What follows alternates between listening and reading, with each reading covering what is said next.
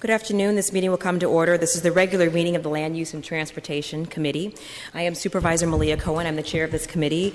To my right is Supervisor Scott Weiner, who is vice chair, and to my left is Supervisor Jane Kim.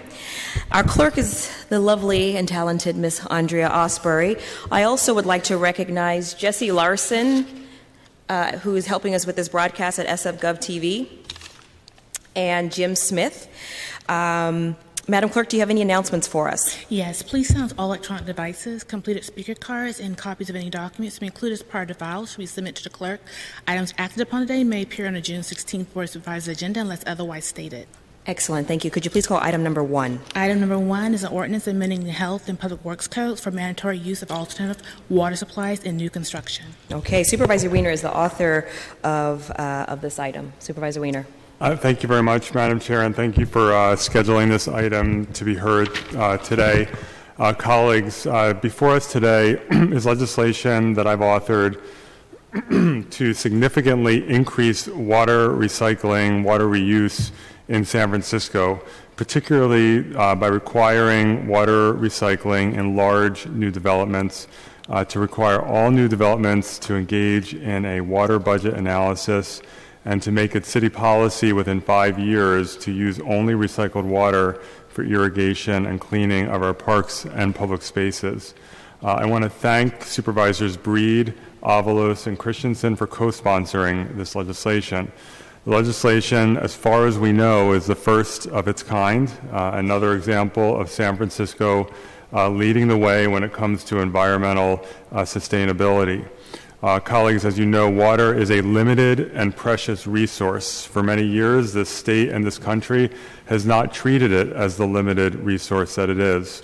At a bare minimum, potable water should not be used for flushing toilets, irrigation, and the like.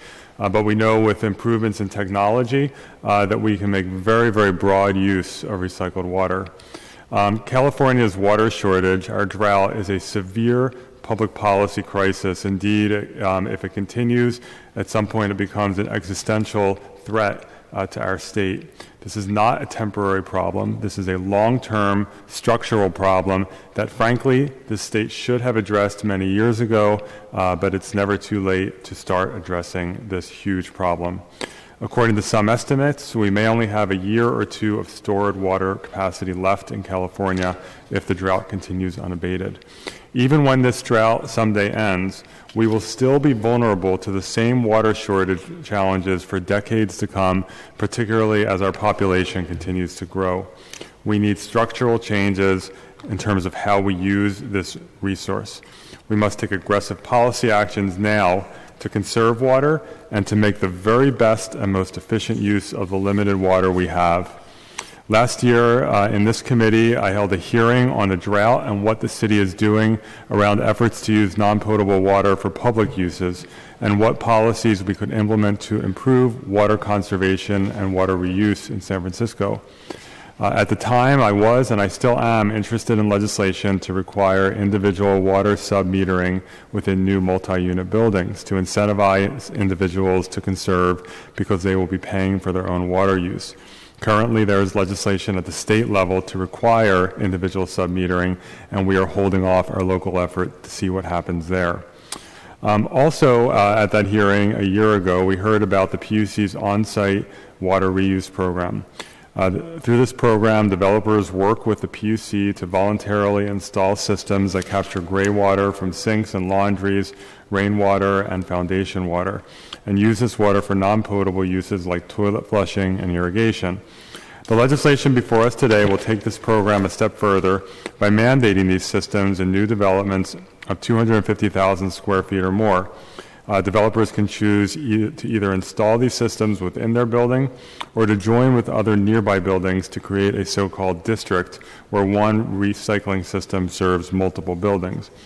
Initially, the legislation only applied to buildings in the reclaimed water zone, the so-called purple pipe zone, as these developments were already required to install purple pipe for water recycling and have been required to do so for decades. But after conducting outreach, we expanded the legislation to be citywide, providing projects outside of the Purple Pipe Zone with an additional year of latitude. But regardless of the location of these developments, we need to conserve water and make efficient use of this scarce resource. So it didn't make sense to only require this recycling in one part of the city. However, as I noted, we have provided extra time for the projects outside of the Purple Pipe Zone. So projects within the Purple Pipe Zone that have not received building permits by November 1st of this year would be required to comply with the ordinance.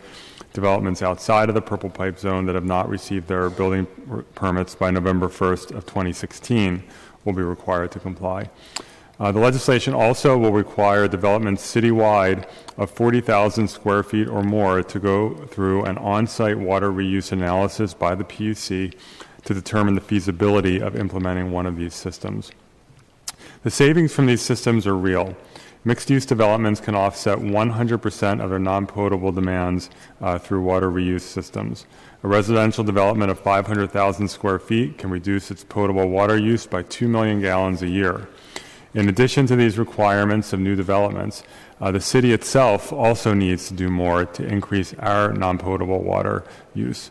The legislation, as I noted, will make it city policy that within 5 years, city departments will only use non-potable water for irrigation of parks and cleaning of public spaces. City departments also must report back within 2 years on the feasibility and the needs in terms of resources required for implementing these policies. While I absolutely support residential and commercial development and housing creation across the city, we must recognize that the future of our city requires us to do so in a smart, sustainable way. Just as we shouldn't be building a 400-unit building without making significant transportation investments to help people get around and to acknowledge that growth, we also should not be building large new developments without really thinking hard about how to reduce and best manage this finite resource called water. We conducted significant outreach in general and also within the development community to gather feedback and solicit ideas on how to best move this legislation forward, how to mitigate various issues that were raised and costs that come with water reuse systems. Of course, for buildings within the Purple Pipe Zone that are already required to have this piping, they are already installing the overwhelming majority of the cost related to water reuse systems, the pipes themselves. But over the last number of months, we have had several very large meetings with both residential and commercial developers and many individual meetings and phone calls to talk through the legislation and to take feedback and to hear suggestions. I want to give a lot of credit to the development community for participating and for taking a very reasoned approach to this problem that we face. And I really appreciate this community's participation. One idea that has been raised is for the PUC to reduce certain fees in recognition of the reduced impact of buildings that have water reuse systems, impacts on our water system, on our sewer system. The PUC, we've been working with the agency and they're taking a hard look at this, and I have encouraged the agency to seriously consider these reductions to reflect the lessened impact on our sewer and water systems. I'm cautiously optimistic that the PUC will make the right decision here and at a minimum reduce its sewer capacity fee for buildings that have water reuse systems. I'll be making an amendment to the legislation today to urge the PUC to do so. Under the charter, we cannot mandate the PUC to do so. Another idea that's been put forward is that the testing requirements for these systems could be changed since technology has evolved, and this could reduce operational costs. Currently, whether it's a gray water system or a black water system, there is significant testing and monitoring required under public health standards.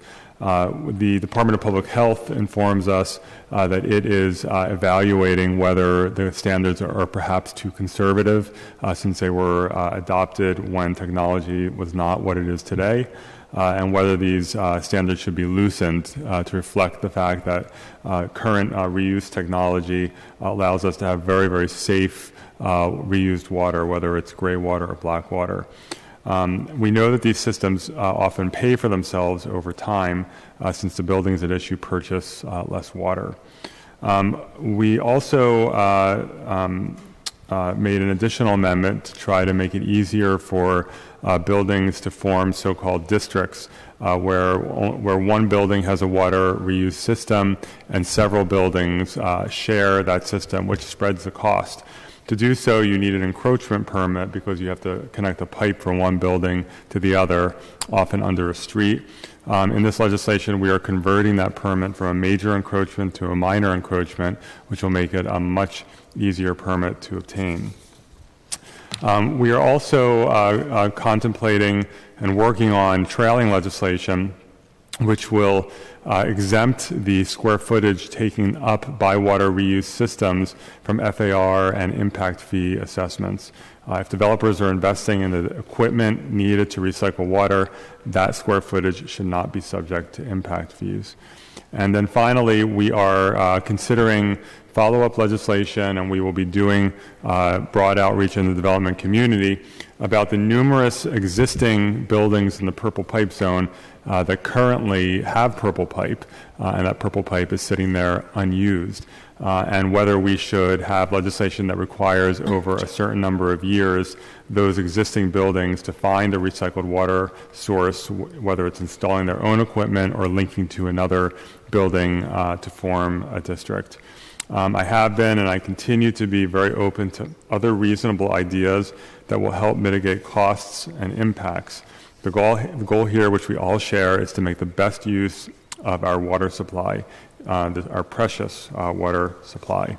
We can't sit idly by, and we need to take aggressive steps, and this groundbreaking legislation is a step in the right direction. I want to note, and we will hear during the presentation, discussion around black water and gray water. Black water, of course, is water that comes from a toilet, dishwasher, kitchen sink, or utility sink. Gray water comes from clothes washing machines, bathtubs, showers, and bathroom sinks. This legislation is very broad in terms of requiring water reuse, but not specifying what kind of water reuse or what system. There are various approaches, and whether it is gray water, black water, or otherwise, we're not requiring a specific type. And in fact, black water, even though there used to be the ick factor around black water, more and more we know that black water is part of our water future in terms of being a huge source of potential healthy and clean water. I want to thank the Sierra Club, the League of Conservation Voters, Bay.org, and the International Living Future Institute for endorsing this legislation. I also want to note that we have several amendments that I'll be making after public comment, none of which is substantive. One is, as I mentioned, urging the PUC to make fee adjustments for buildings that have water recycling systems, to make black water explicit in the definition of alternate water source, and other minor technical cleanup.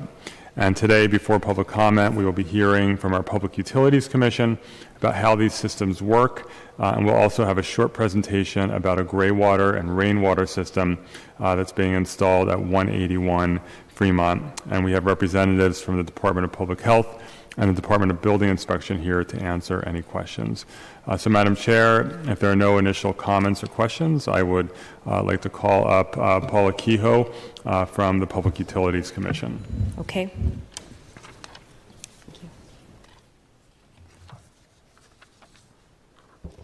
Good afternoon. Sorry, I have a PowerPoint. Just want to pull up.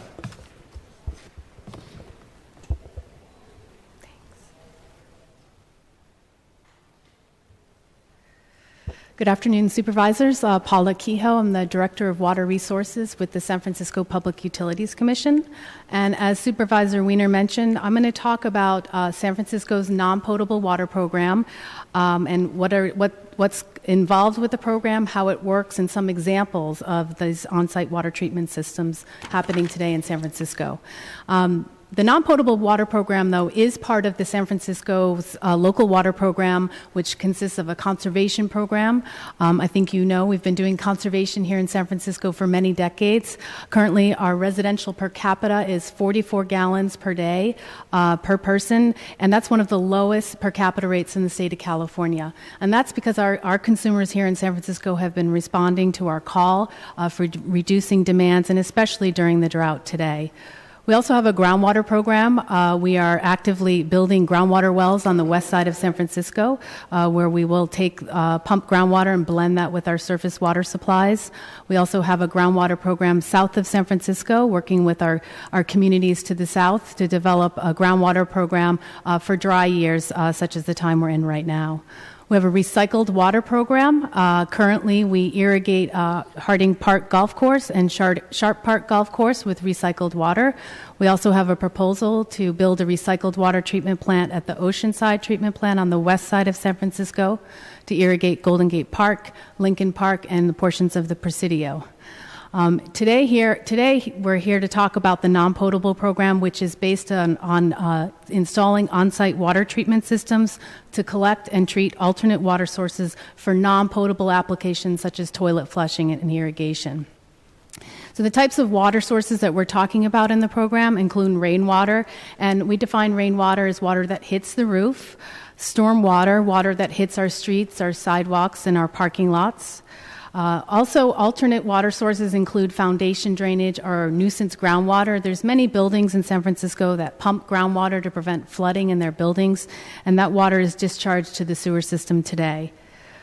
Buildings also generate gray water, as Supervisor Wiener mentioned. Gray water is water from our bathroom sinks, our showers, and our washing machines, as well as black water, which is gray water plus water from our toilets, our dishwashers, our kitchen sinks, and our utility sinks. The San Francisco PUC has programs on the residential scale for rainwater harvesting and gray water. We're actually actively seeking a contractor to help us expand those programs on the residential scale. But we've also been expanding our program to the commercial, large, mixed unit buildings and multifamily buildings in San Francisco. The San Francisco Public Utilities Commission has 2 on-site water treatment systems within our building, a rainwater harvesting system that captures all the rainwater and stormwater. We use that water for irrigation. But we also have what we call a living machine, which collects and treats all of the black water in the building. To the right of the slide is the living machine. It's a series of engineered wetland cells. They look like large planter boxes on the side of the street, but it's a mini wastewater treatment plant. It's treating all of the black water in the building, so we can reuse that water in our building to flush toilets and urinals within the building. We've been able to save over 60% of our potable water that we would otherwise need in our building if we didn't have our on-site water treatment systems, which is equivalent to about 1.5 million gallons of potable water we've saved each year with our on-site water treatment systems. We also heard from a lot of other developers in San Francisco that they wanted to collect and treat alternate water sources. So in 2011, the San Francisco Public Utilities Commission began talks with the San Francisco Department of Building Inspection, as well as the San Francisco Department of Public Health. And we conducted a number of stakeholder outreach meetings in preparation of an on-site water ordinance, which would allow for the collection and treatment of alternate water sources in buildings. That ordinance was passed in September of 2012, and it was for single individual buildings. The next year and following, in 2013, we wanted to expand that program to allow for district water scale systems, and how we define district scale systems is more than 2 buildings. So today in San Francisco, you can install an on-site water treatment system in an individual building or district scale system, sharing and also selling the water between buildings in the city. Our ordinance, this is just a quick overview of the ordinance. And the ordinance, I just want to stress, was a great partnership with the San Francisco Department of Building Inspection, Steve Pinelli, and the San Francisco Department of Public Health, June Weintraub, who's here today. It really represents how the city family can come together and remove barriers and remove policies that prevent and prohibit innovation from happening in San Francisco. The role of the Public Utilities Commission basically is program administration. Our job is to help developers and architects and engineers understand what kind of non-potable water they'll produce in the building, what can they use that for. We track, we want to understand how much these systems cost, what kinds of water savings are achieved through these buildings, and we also provide financial incentives, which I'll speak to in a minute. The role of the Department of Public Health is really, really critical. They issue water quality and monitoring standards and issue permits to operate these treatment systems. And why this is so critical is that we want to ensure that we're protecting public health. We need to, again, ensure that these on-site water treatment systems are protecting public health when this water is being used to flush toilets or for irrigation purposes. The role of the Department of Building Inspection is just as critical. They help in terms of the installation and approval of these on-site water treatment systems. Just quickly, the ordinance really streamlines the process, and it really consists of three major steps: a design phase, a construction phase, and an operation phase. And in the design phase, it's really about applying to the San Francisco PUC about what kind of water source you'd like to collect, how you propose to treat it, and what you propose to use it for, getting into more details about with an engineering report that's provided to the San Francisco Department of Public Health, which requires approval to finally obtain your plumbing permit from Department of Building Inspection. Just a couple steps in construction really is to ensure that there's no cross-connection. That's the most critical aspect after the installation of the system. Cross-connection being between potable and non-potable. A test is performed, again, to ensure that the pipelines are separate.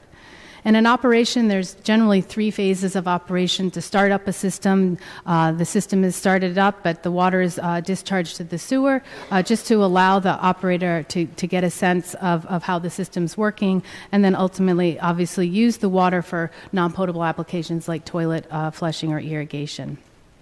The San Francisco Public Utilities Commission currently provides both technical assistance as well as financial assistance. We have developed a guidebook to help developers understand the steps that I just walked through. We have a calculator that helps project proponents understand what should I collect foundation drainage, should I use gray water, what is the appropriate source, and what kind of demand do I have in the building. Currently, we do have a grant program. The San Francisco PUC will provide up to $250,000 for an individual building, as long as the building saves 1 million gallons or more of potable water each year for 10 years. We also have a district-scale grant up to $500,000 for a district system that saves more than 3 million gallons a year for up to 10 years.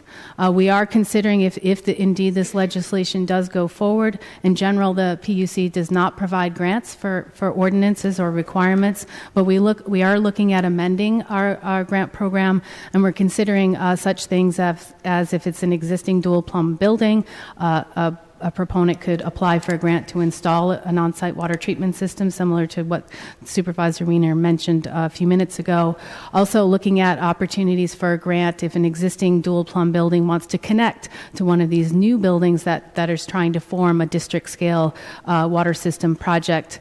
We also are aiming to keep the program available to projects that may not necessarily fall under the ordinance. There are examples out there of projects that may not fall within the proposed legislation.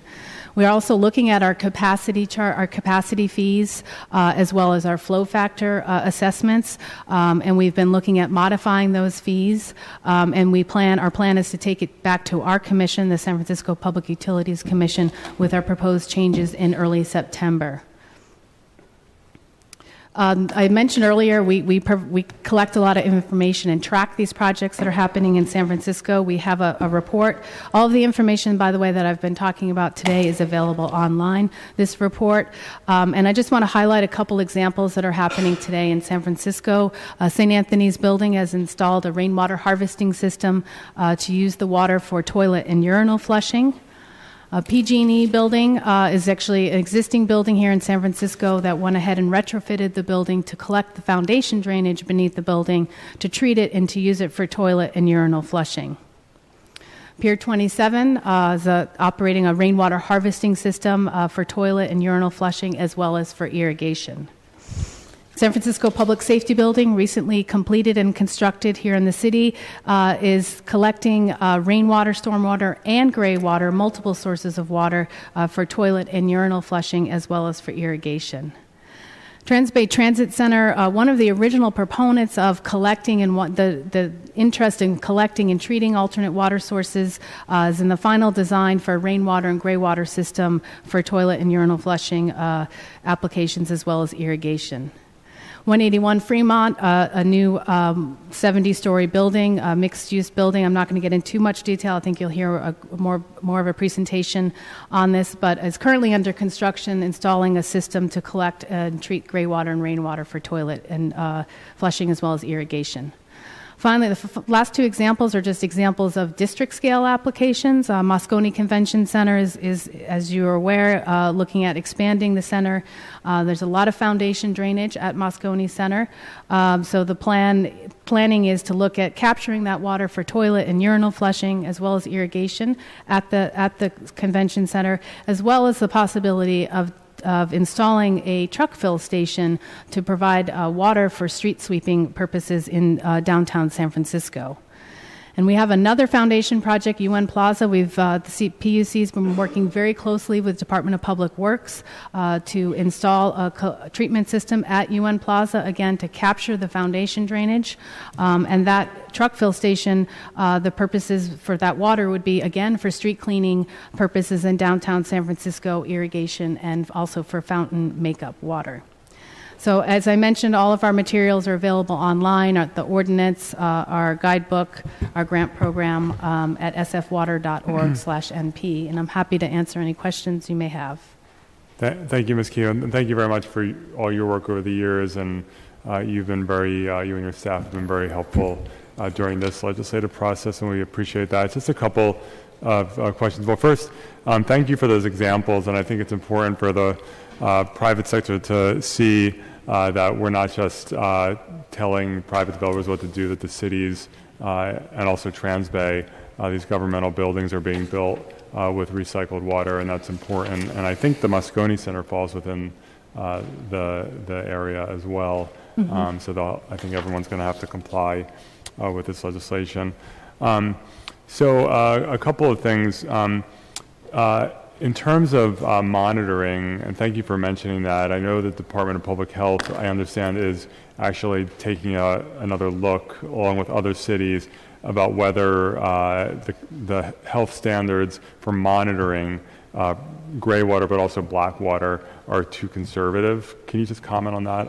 Certainly. So in the state of California, there's water quality standards for both gray water and rainwater today.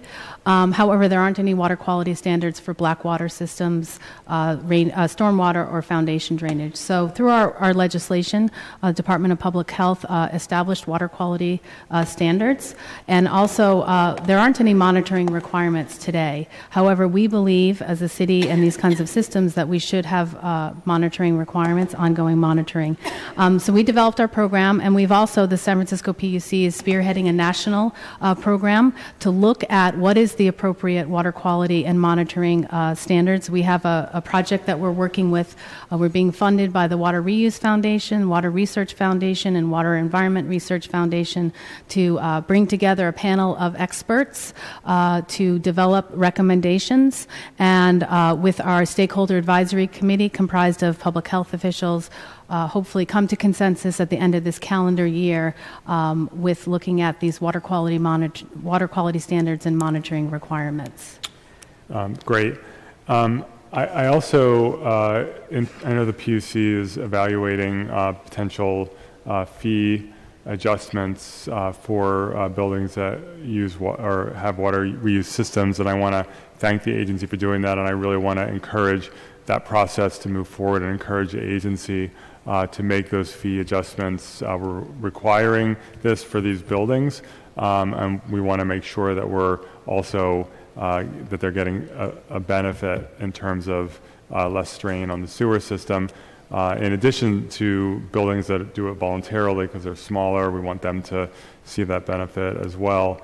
I also, in terms of the incentive fund that exists now, I would urge the agency to consider continuing that even for buildings that are required to do it. It's a benefit that they are to the city that they're doing this, and particularly the incentive funds to help buildings link together to form districts.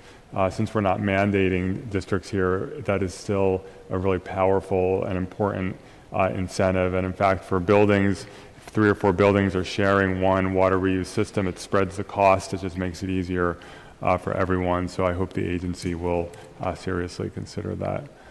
And then finally, if you could just comment, we want the city ultimately to be providing recycled water to San Franciscans, and I know the West Side plant is water recycling plant is moving forward. The East Side plant in Supervisor Cohen's district is a little bit further off, and just want to get your take on what we can expect to see in the future. So we are, as Supervisor Wiener mentioned, the San Francisco PUC has looked at the east side, and we've conducted a feasibility study about building a recycled water treatment plant on the east side of San Francisco, mainly to serve toilet flushing in new buildings, unlike the west side is really for irrigation. We within the PUC are also coordinating with our wastewater enterprise, who are actively involved in the sewer system improvement program, who are currently working very hard to upgrade an old aging infrastructure. The proposal for the recycled water treatment plant would be located within the southeast treatment plant. And as you can imagine, we need to keep the plant running while we're doing modifications to the sewer system. So space, unfortunately, is very limited. So we are working very closely with the sewer system improvement program, anticipating that when we do move forward with construction, it would probably be in around 2026. Again, there's a lot of moving parts with the Southeast treatment plant, the biosolids facility that are moving forward. Again, space is limited. We need to keep the plant running. But certainly, the East Side recycled water is still part of our portfolio. We still consider that an important component within our local water program. And when will the West Side facility be operational? So we anticipate, we're currently completing the environmental review process. Our plan is to go to the Planning Commission in August of 2015, this calendar year. We anticipate, if all goes well with our approvals, going into construction in 2016, with the completion in late 2018. It's about a 2-year construction for the project. And just for the benefit of the public, the West Side water recycling plant, I know it's going to provide water to irrigate Golden Gate Park. Where will the water generally be used? So the West Side Recycled Water Project, we're proposing to build a recycled water treatment plant at the Oceanside treatment plant within the walls of the existing wastewater treatment plant. We would serve Golden Gate Park, Lincoln Park Golf Course, and portions of the Presidio. Okay. And I will just say that I would, I really think that the city needs to move forward aggressively with its own water recycling capacity. I know it's not something that happens overnight. I don't think it relieves our need for buildings to have recycled water systems, because even under the rosiest scenarios, it's going to take a while. But I would encourage creative thinking about how we might be able to start recycling more water. For example, we're renovating all of our parks one by one.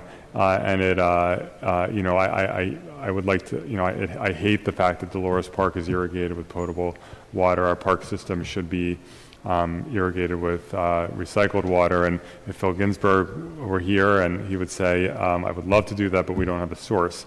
And so I just really want to encourage the agency to move forward aggressively, even if it's just one step at a time, addressing different needs.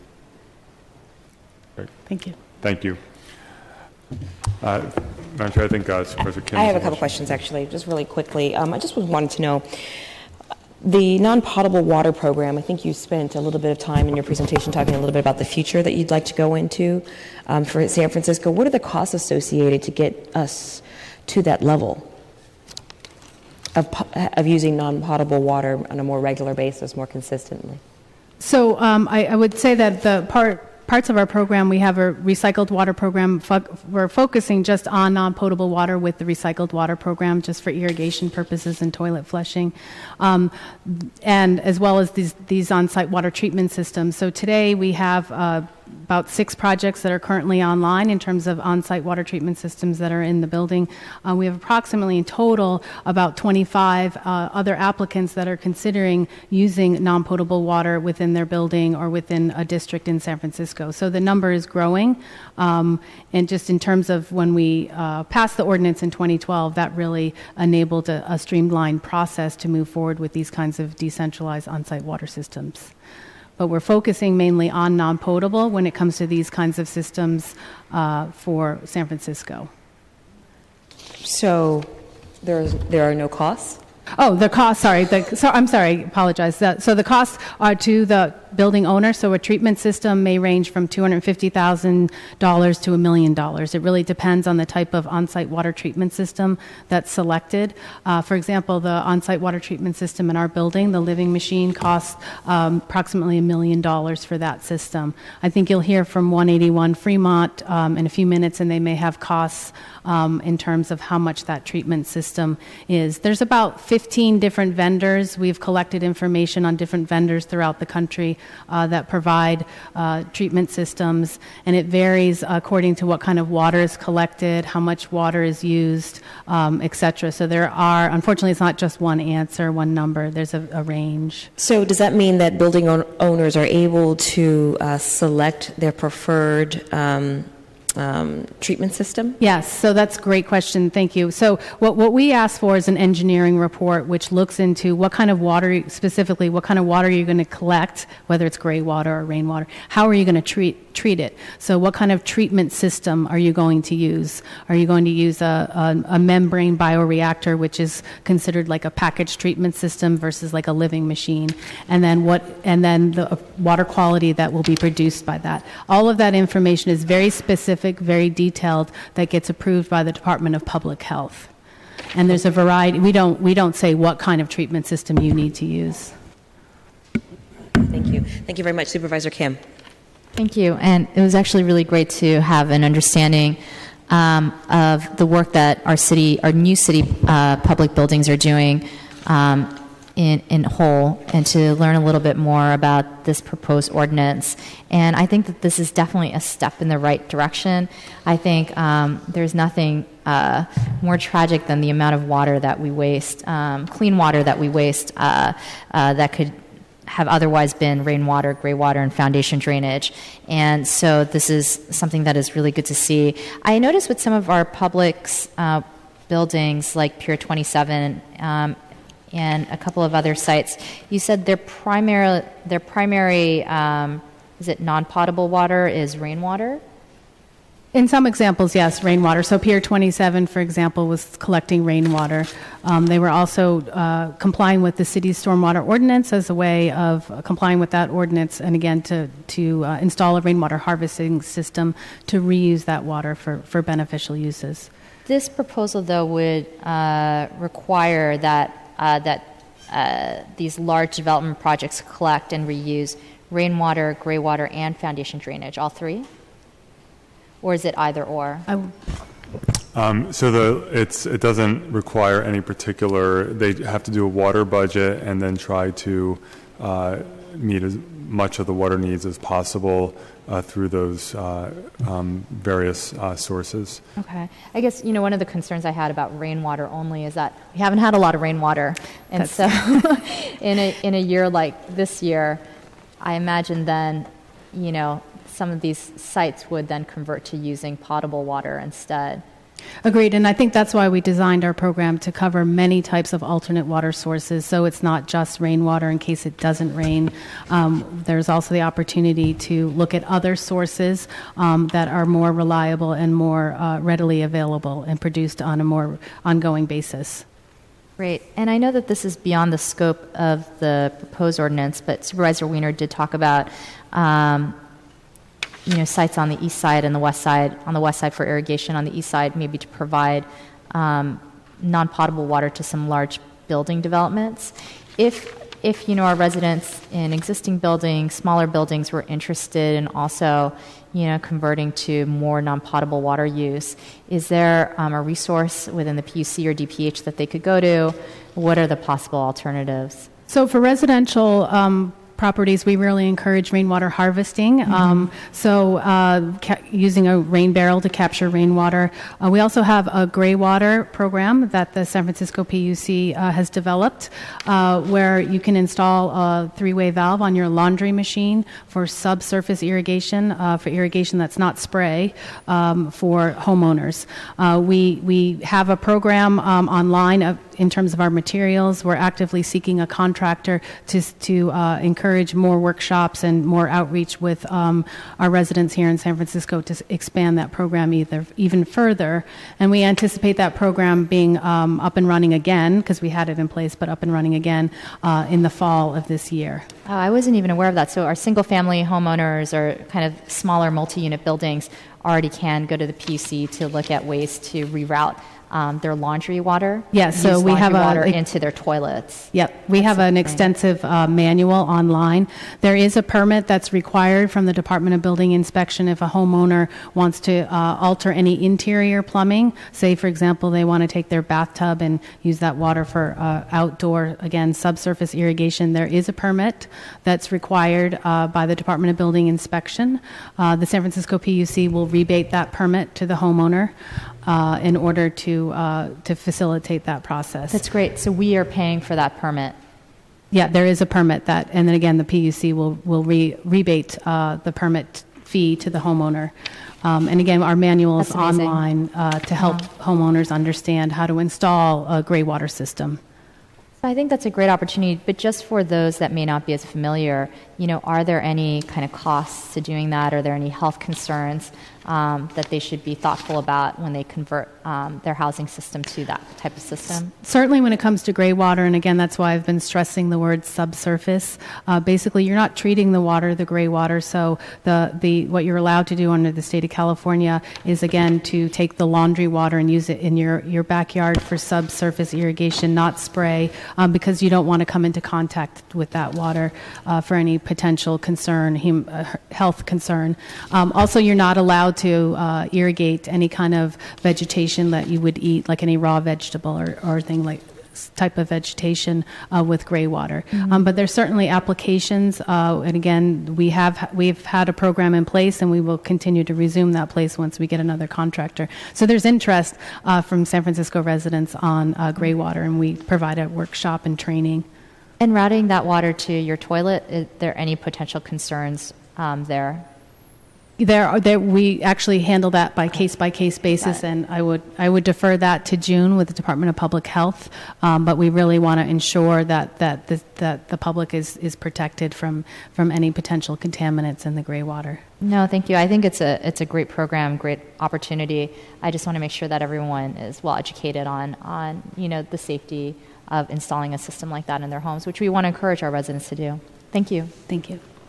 Thank you. And and I think it's also important to understand that for when there are treatment systems where you're actually treating the gray water or the black water, really it can be used for so many different purposes, which is, I think, just very exciting for the future of water. So thank you, Ms. Kehoe. I now want to, for our final speaker before public comment, ask up Bill Worthen from Urban Fabric, who has been working on the 181 Fremont building and that water reuse system.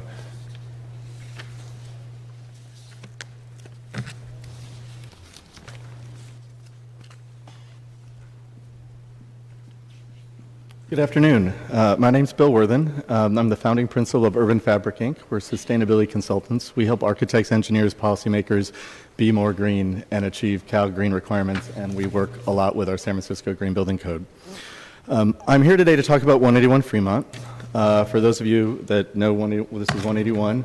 It is connected to the Trans Bay Terminal. It's one of the two towers with a hard connection to the public park. It is two-thirds, the lower two-thirds of the building, up until you see that little cut-in the building, is commercial office, and the top third of the building is 67 luxury residences. About a year and a half ago, when we were looking at this project, it is required under the San Francisco Green Building Code to be LEED Gold. And in the friendly competition between developers in the Transbay neighborhood, we were asked by J. Paul Company, they're the developer on the project, and I should say the architect is Heller Manis, the interior designer for the condos is Orlando Diaz, and Hornberger Werstel is the support on the residential as well. We were asked to look at what it would take to get to LEED Platinum. And at the time, in order to get there, we needed to look at water reuse. So this building actually has an on-site membrane bioreactor. It has a gray water system installed in the basement of it. The tanks are installed. I'll be showing some pictures of them in a minute. The way the system works is it takes all the water from the sinks and the showers in the residential units, as well as the sinks and the showers for bike changing in the commercial office, runs it through on P5 in the basement level of the building, a gray water system, and that runs it back up for all of the toilets in the building. And it will save 1.3 million gallons of water a year. We actually used the San Francisco PUC's grant program. We did a water budget. We applied, and we are the first project that's developer-driven in the city to receive a $250,000 grant to install the system. The reason what I'm showing you here is our gold strategy and our platinum strategy. When we looked at gray water reuse and we said what's it going to take to get to LEED Platinum, without getting into the point game of how LEED works, the number of points that you needed to get to Platinum, the only thing left was either changing the architecture, which wasn't going to happen because the building was already pre-approved through planning and approvals and all of that, so we had to look at on-site water reuse. We were also the sustainability consultant on 525 Golden Gate, the PUC headquarters, and we also worked on the Transbay Terminal gray water systems back in 2007, 2008. So the architect and myself had some experience with how the technology worked, and we were able to then figure out how to allocate the space in the basement, go through a water budget, and figure out that the project would pencil out. The technology itself, these are the actual tanks that are sitting in the basement right now. The first build with the little person in the front of it, that's actually the membrane bioreactor. The building also is using rainwater collection. If this was just a building that was under the stormwater ordinance, we would have to put in those tanks some way in the project anyway. And then there's the tanks for the gray water collection, the pre-treatment, and then the treated water storage before it goes back up into the building. The actual system itself, the membrane bioreactor, and we're talking about in the technology side 2 different types of technology that do the same thing. 525 Golden Gate, the PUC headquarters, has a tidal flow wetland or a living machine, and this is an Aquacell membrane bioreactor. The actual system is a little over 8 feet by 16 feet. It treats 5,000 gallons of water a day. For comparison, that is the same size of system that is in 525 Golden Gate, the PUC headquarters. And if this was an all-office tower, if the residential was not on the top of it, say the Salesforce Tower, it would use approximately the same size system, a 5,000 gallon a day system. This system, at first cost about $300,000 to install, plus the rainwater catchment, which was about $120,000 in round numbers, plus the cost of the dual plumbing on the waste side, because we are already in the purple pipe district. So a cost of doing business was the purple pipe on the supply side. These are the tanks. They're installed right now. If anybody would like a tour, be happy to set that up. We would like people to see how it works. We have been bringing some developers through it. But I think a key point here in my experience, and really my experience with water reuse, is if 95% of the water that goes into a commercial office building can be supplied from non-potable sources, and 50% of the water that goes into a residential multifamily building can be supplied from non-potable resources, this is a huge opportunity for us to actually deal with our water supply and keep that beautiful potable water from Hetch Hetchy for potable uses and match up non-potable sources with non-potable supplies. And that's, I think, a very important point. If anybody wants to know more about how the water and the technology works, at urbanfabric.com/blog, I've written a 5,000-word piece on this, and it gets into the details of how the technology and all the different systems work. But I think the key points here are the system is practical.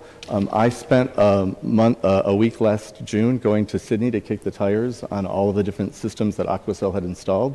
We also brought the owner, J. Paul Company, Kelly DeWeese, out to look at this.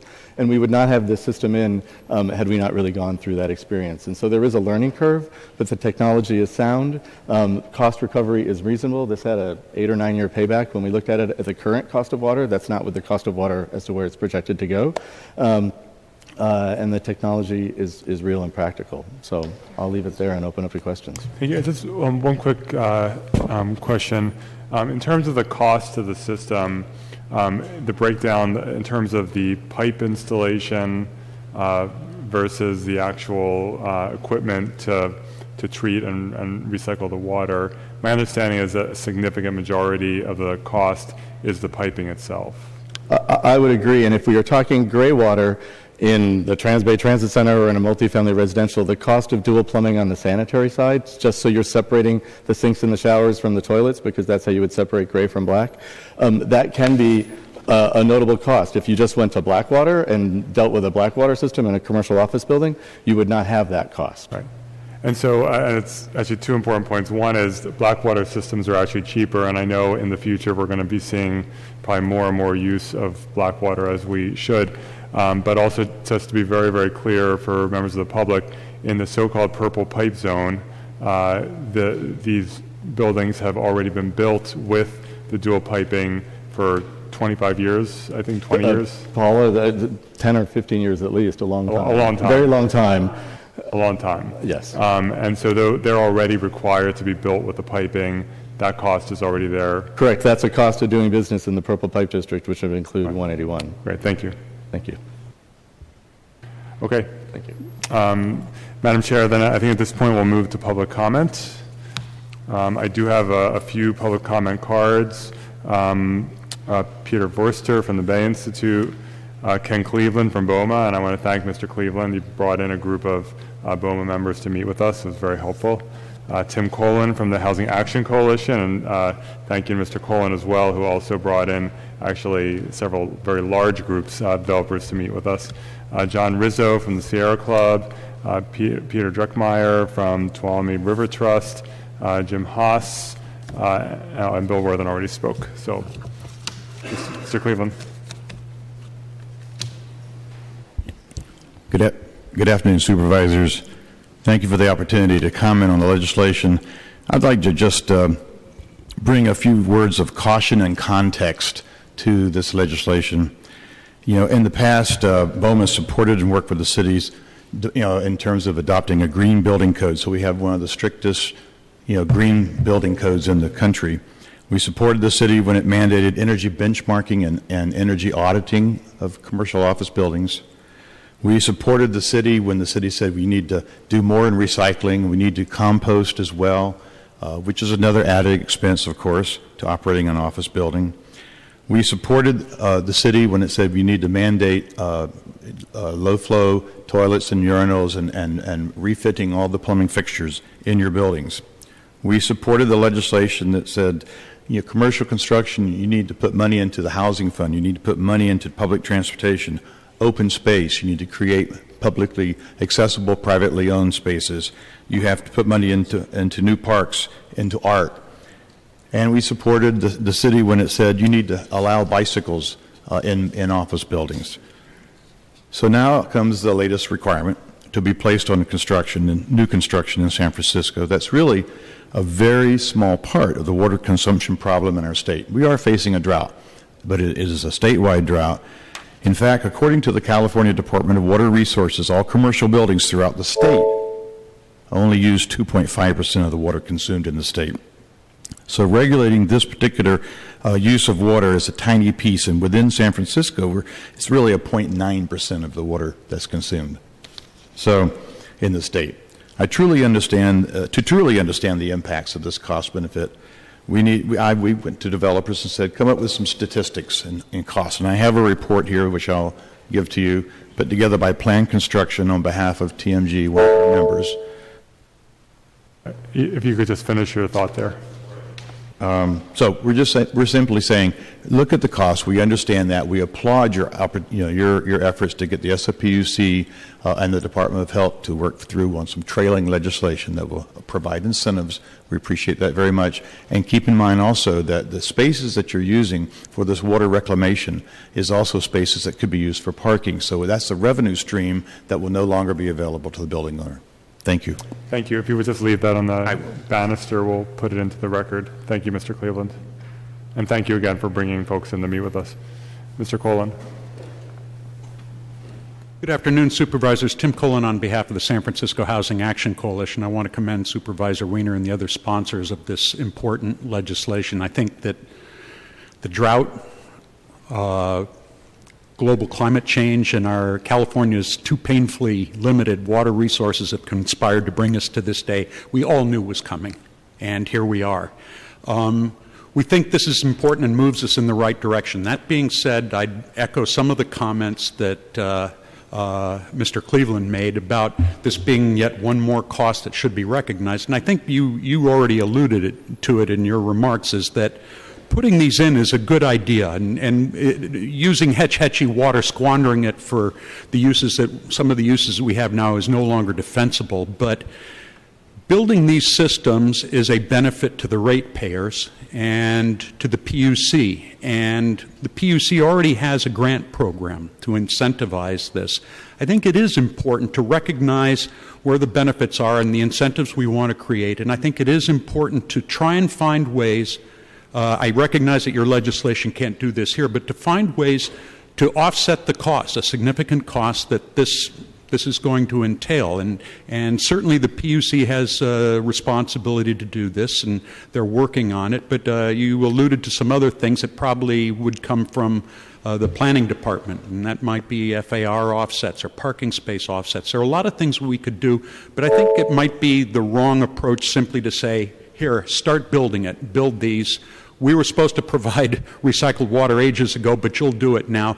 There's a deeper conversation, I think, that needs to take place on this. But that being said, don't hold this legislation up, but continue to pursue ways to share the benefits of this. Thank you. Thank you, Mr. Cullen. Mr. Rizzo. John Rizzo with the Sierra Club. Supervisors, Supervisor Wiener, thank you for putting this package of legislation forward. We are strongly in support of it.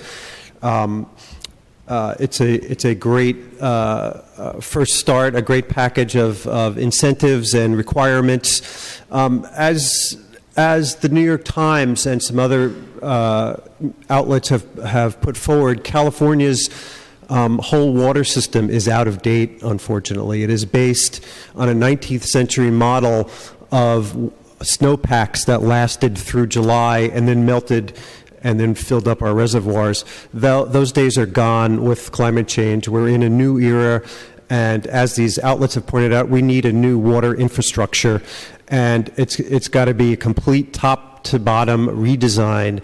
And this legislation sees that and attacks part of it, and we are very happy to see this introduced and hope it goes forward.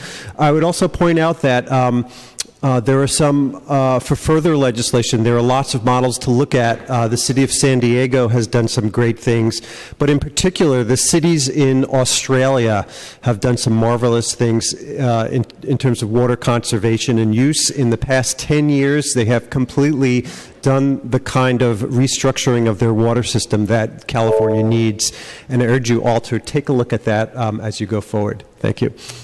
Thank you very much. Next speaker. Come on up.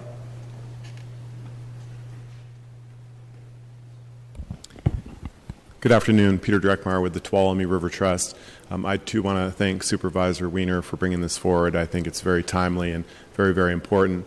The Tuolumne River is the source of 85% of our water. It comes from Tuolumne River. It's stored at the Hetch Hetchy Reservoir. We support this legislation for a couple of reasons. One is it could help with the restoration of the wild and scenic Tuolumne River. Also, it helps prepare us for an era of uncertain water supply.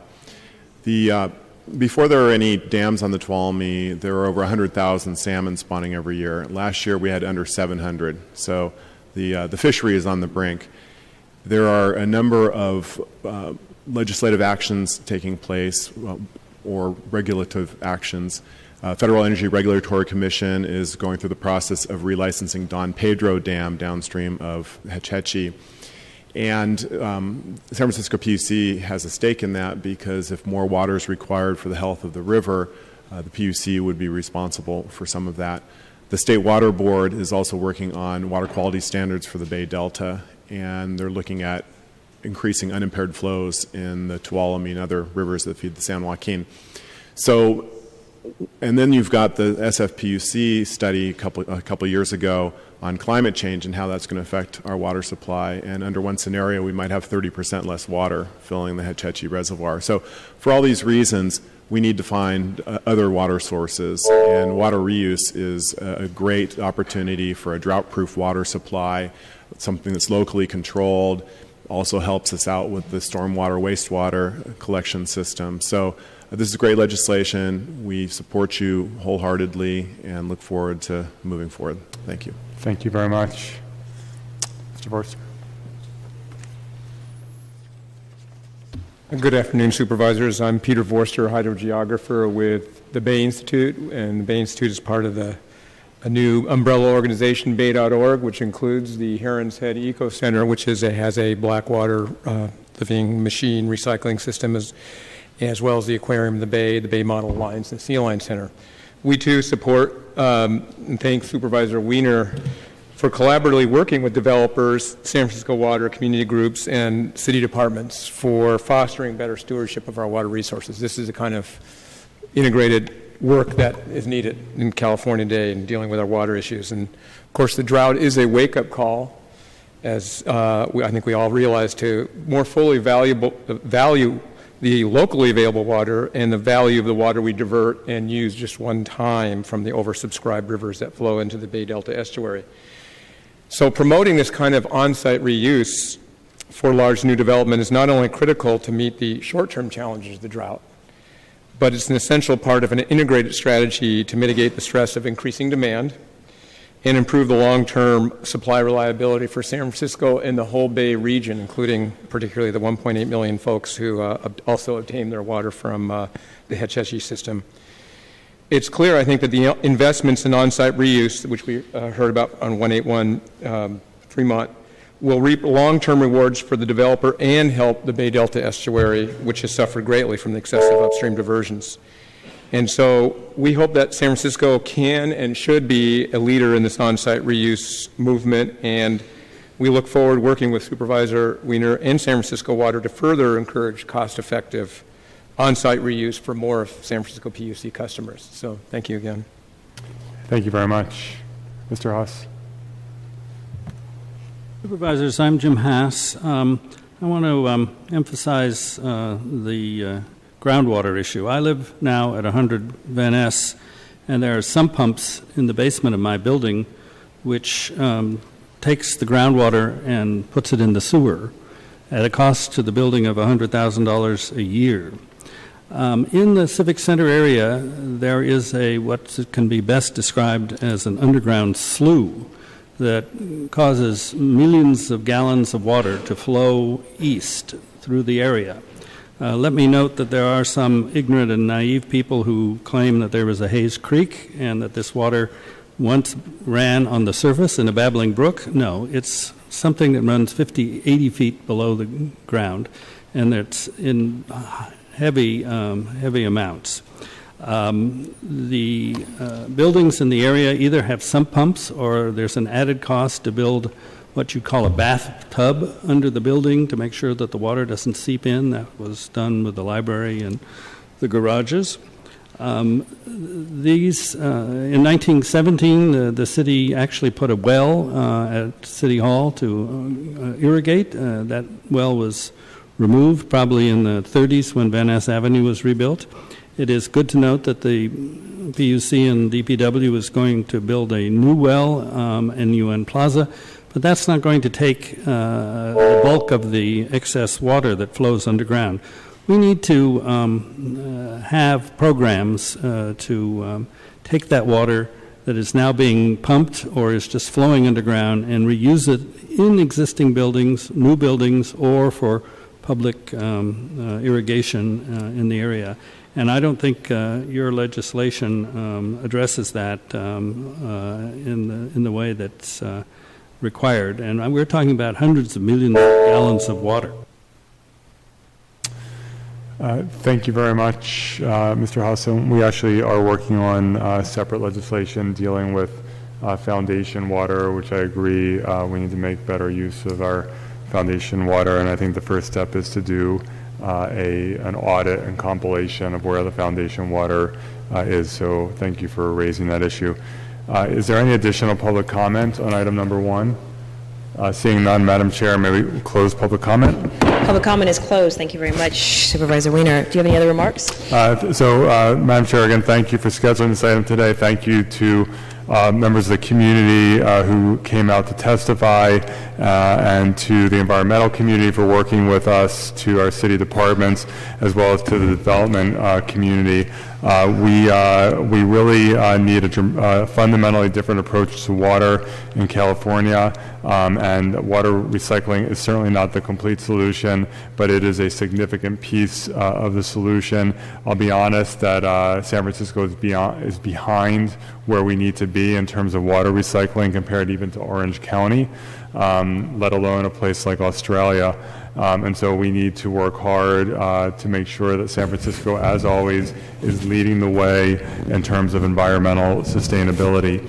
And so, Madam Chair, I will ask the committee to support the legislation. First, I'd like to move the amendments that I described at the beginning and which I've distributed. So I move the amendments. Okay. There's a motion to move the amendments. I think these amendments could be accepted unanimously. Thank you, Okay. Mr. Chair. And then, Madam Chair, I move to forward item 1 as amended to the full Board of Supervisors with positive recommendation. Okay.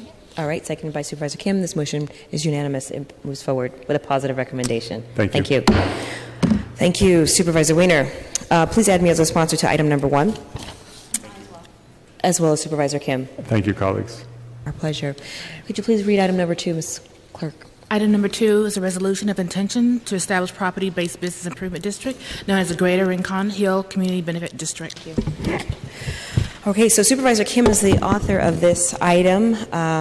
Supervisor Kim will lead the discussion at this point. Thank you. Thank you. So before us today is the resolution of intent for the formation of the Greater Rincon Hill Community Benefit District.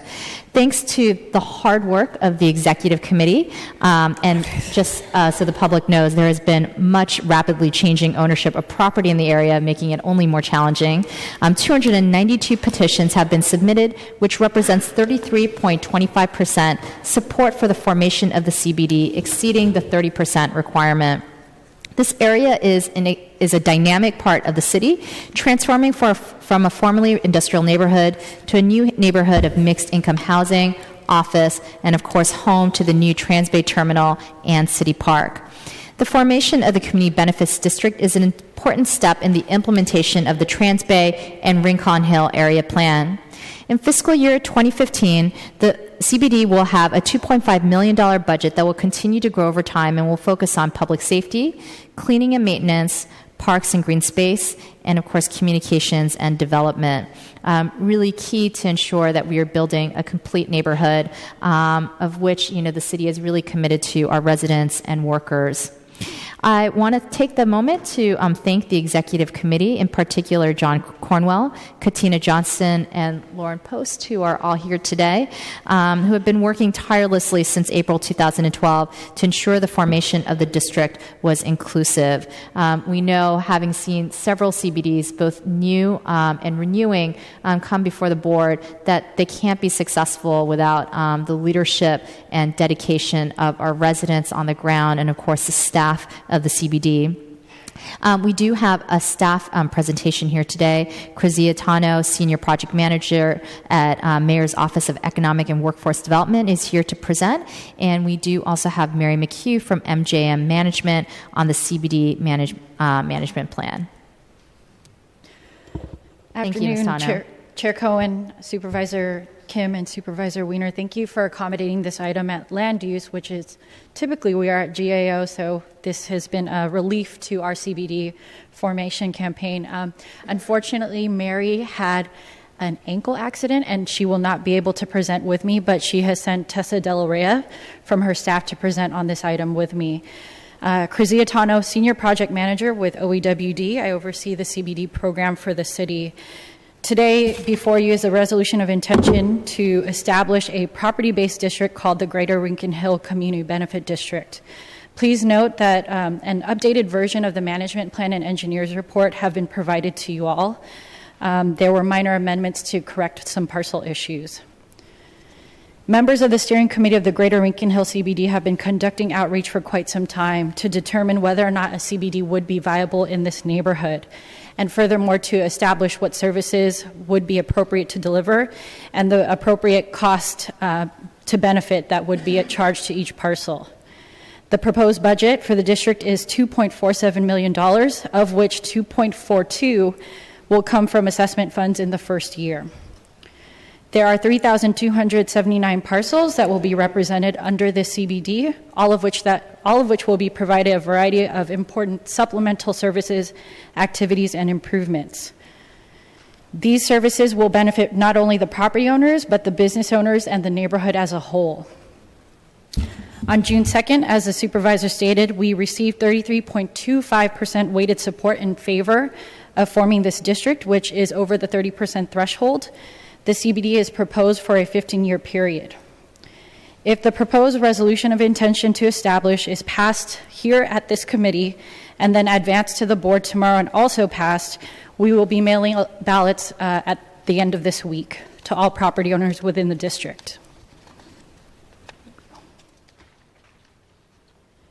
Additionally, per the resolution of intention, we will be counting ballots on July 28th. If there is majority petitions in favor of forming the district, the Board of Supervisors may then take a vote to establish the proposed district. If approved, the district will begin collecting assessments as of July 1st, 2015, and services would begin in January 2016. Again, Tessa Del Rey of MJM Management, the consultant to the GRH Steering Committee, has prepared a PowerPoint presentation to go over the specific boundary services, budgets, and goals for the district. I'd like to turn over the presentation to her, but I will be present to answer any questions afterwards. Thank you.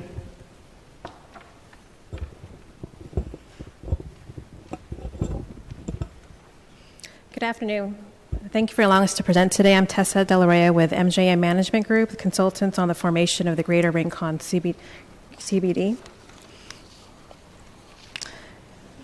The Greater Rincon CBD will advance the quality of life for residents, workers, and visitors in the CBD by fostering a safer, more secure community, enhancing environmental quality and beauty, and reinforcing the viability of the area's economic base. The Greater Rincon Hill CBD is generally 28 whole and partial blocks from approximately the east side of 2nd Street to the west side of the Embarcadero, and from the north side of Mission Street and the north side of Harrison. Here's an aerial map of the district. The CBD goals are to improve and maintain the safety and security of the Greater Rincon Hill neighborhood, increase the cleanliness and beauty of the neighborhood through greening activities, ensure that maintenance funds are available for the neighborhood's parks and streetscapes in the CBD in order to increase quality of life for parcel owners, workers, residents, and visitors in the CBD, promote faster lease-up and sales of offices and residents, increase retail sales and decrease merchant turnover, and decrease residential turnover in apartments. Some cleaning and maintenance activities include daily sidewalk sweeping, monthly steam cleaning, monitoring of public trash receptacles for overflow, weeding of tree basins, reporting of bulky items for removal by DPW, spot cleaning of street furniture, fixtures and equipment, graffiti abatement, and dispatch. In addition, the Greater Rincon Hill CBD will maintain all green spaces, parks, rain gardens, sidewalk, landscaping, parklets, and street trees within the district's boundaries. Green space services include, but are not limited to, landscape maintenance, pruning and replacement, planting and weeding, irrigation systems management and repair, arborist and horticulture consultation, pest control, pavement and pathway care and repairs, facility and minor capital improvements, such as fencing, play equipment, and lighting elements. The open spaces to be maintained by the CBD are highlighted below. Includes existing open space, existing parklets, and including the future city park. The CBD started out to support the Folsom Area and Infrastructure Finance District, the IFD. And the CBD now will also be a contributor to City Park's budget Annual maintenance operation costs of City Park will be paid by both the GRH CBD and TJPA. I love it. As mentioned, the IFD district is authorized to sell bonds up to $15.4 million secured through property taxes to construct parks and parklets, install sidewalk furniture, street trees, and make sidewalk improvements. This IFD has a maintenance plan requirement, and the GRH CBD management plan fulfills the maintenance plan requirement of the IFD and allows the bond sales to go forward. The GRH CBD Community Guides program will use a three-pronged crime prevention approach that focuses on public safety, outreach to those in need of social services, hospitality, customer service. Community guides are specially trained to constructively engage with individuals in need on the street and connect them to local services. The guides will patrol streets in the district to address nuisance behaviors and public disruption, while providing a sense of safety and well-being to residents, workers, and visitors. They will act as eyes and ears for the community, safety agencies, and service providers. The hours for the guides would be 7 days a week, 7 a.m. to 7 p.m., and for the SF Patrol Special would be 7 days a week, 4 p.m. to 7 a.m. The budget is outlined here. This is for the 2015-16 year. This assumes maintenance of Guide Place Park. The total budget's $2.4 million, less a general benefit of $45,000, and the amount that will be assessed will be $2,428,821. The first year also includes a CBD startup reimbursement of $215,000. The staffing plan I described below is outlined here. The staffing, so community guides, there's approximately 4.2 FTE staff. Patrol Special will be approximately 5.25 full-time equivalent. Cleaning and maintenance is 6.2 FTEs. Dispatch, 3.2 full-time equivalents. And then also 3 full-time equivalent staff, an executive director plus support staff. Now, in spring 2012, the San Francisco Office of Economic and Workforce Development performed an impact analysis of all the city CBDs. CBDs outperform citywide trends in the majority of studied indicators, including public realm cleanliness, public safety, and economic resiliency. CBDs experience significant, consistent declines in criminal activity by as much as 68%. CBDs leverage significant community leadership to support their work. CBDs were insulated from the effects of the 2709 recessions, while citywide sales tax revenues declined by 20%. Within CBD districts, sales tax revenues increased by 4.8%. In April of 2012, an introductory meeting was held by stakeholders to form a CBD steering committee, and throughout the subsequent months, other participants joined as they heard of the efforts to form the CBD, and we have a listing here of them below. Now, 3,279 petitions were mailed out, 33.25% of which were received in support of the CBD, and only 1.13% were received in opposition. The next steps would be to vote on the resolution intention at the Board of Supervisors meeting tomorrow. Ballots would then be mailed out by June 12th. And July 28th would be the date for the Board of Supervisors to vote on to form the district. Thank you. Thank you. Thank you for the presentation. So I believe at this time, if there are no further presentations or questions from committee, we can move up to public comment. I do have 4 speaker cards before me, but please do feel free to line up after these 4 speakers if you did not sign up. I have John Cornwell, Lauren Post, Katina Johnson, and Andrew Yip.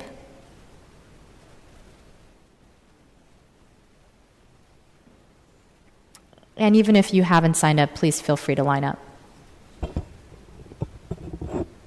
Thank you for allowing me to discuss the CBD formation, supervisors. My name is John Cornwell. I'm a third-generation San Franciscan, 20-year resident of South Beach, and 15-year president of the HOA down there at Portside. And I've got 2 young kids that are fourth-generation San Franciscans. And I'm here to discuss The need for CBD. Everyone knows about how hot the real estate market is during the day, and the crowds that are there for the games. But at night, that area becomes a ghost town, and there's these high, very high-profile tower-like residential developments that's brought a lot of population to the area. But the fact is, the businesses in the area that are neighborhood serving are still having a tough time, and it's because it's not a welcoming atmosphere. When the sun goes down, people don't want to park cars there. They get broken into. The streets are dirty. I mean, people go to other parts of the city from there to go out to dinner and to shop. And there needs to be a CBD to form a neighborhood identity and provide some mechanism and forum to address the kind of issues that a village, if you will, needs to address. Currently, everyone lives in these isolated islands in the sky, and that's not how you build a neighborhood. So the CBD needs to exist, not only to do these mechanical issues in terms of clean the streets and all the rest, but it needs to be the local, village meeting place, if you will, for issues. So. Again, really support the creation of the CBD. I think it's really necessary for a lot of reasons that are not obvious for residents and for the businesses. Again, the real estate's hot on the office, and everyone has a great time at ball games, but again, it's really kind of a ghost town at night. Thanks. Thank you so much, Mr. Cornwell, and also thank you so much for your leadership.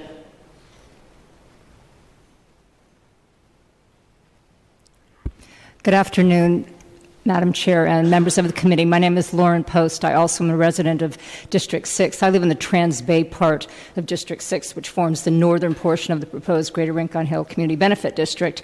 And right now, the Millennium Tower where I live holds down the residential fort, so to speak. But as you know, there are thousands and thousands of new residential units planned for this neighborhood.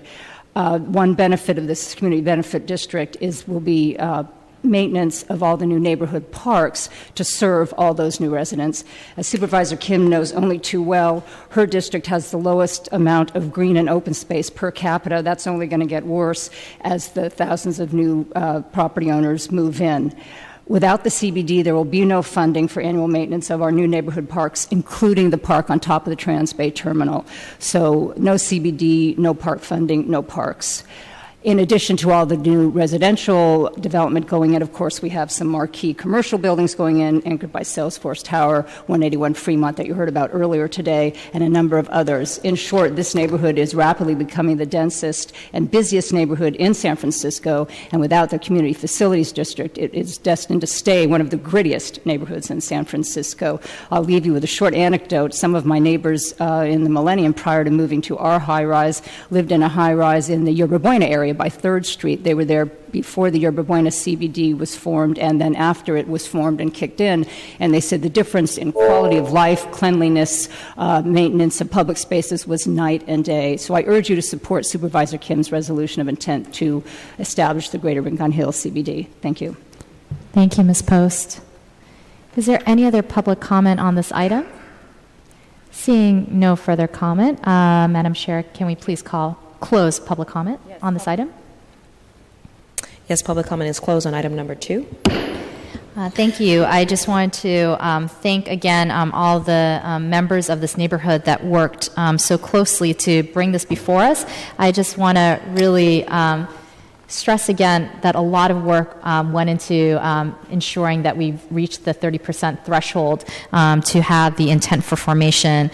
And I really want to agree with the comments that have been made. The CBDs that I get to work with in District 6 have really been critical both to developing and building welcoming neighborhoods, neighborhood identity, helping to knit our communities together, and providing some unity to activate our small businesses, our open space, while making the neighborhoods both cleaner and safer. And so I really have seen the positive benefit that not just the additional dollars bring, but even just having a committee of our residents, our small business owners, our nonprofit organizations, just working together on a regular basis to really build a stronger neighborhood has also been just as important in the CBD process as the additional dollars to the neighborhoods are as well.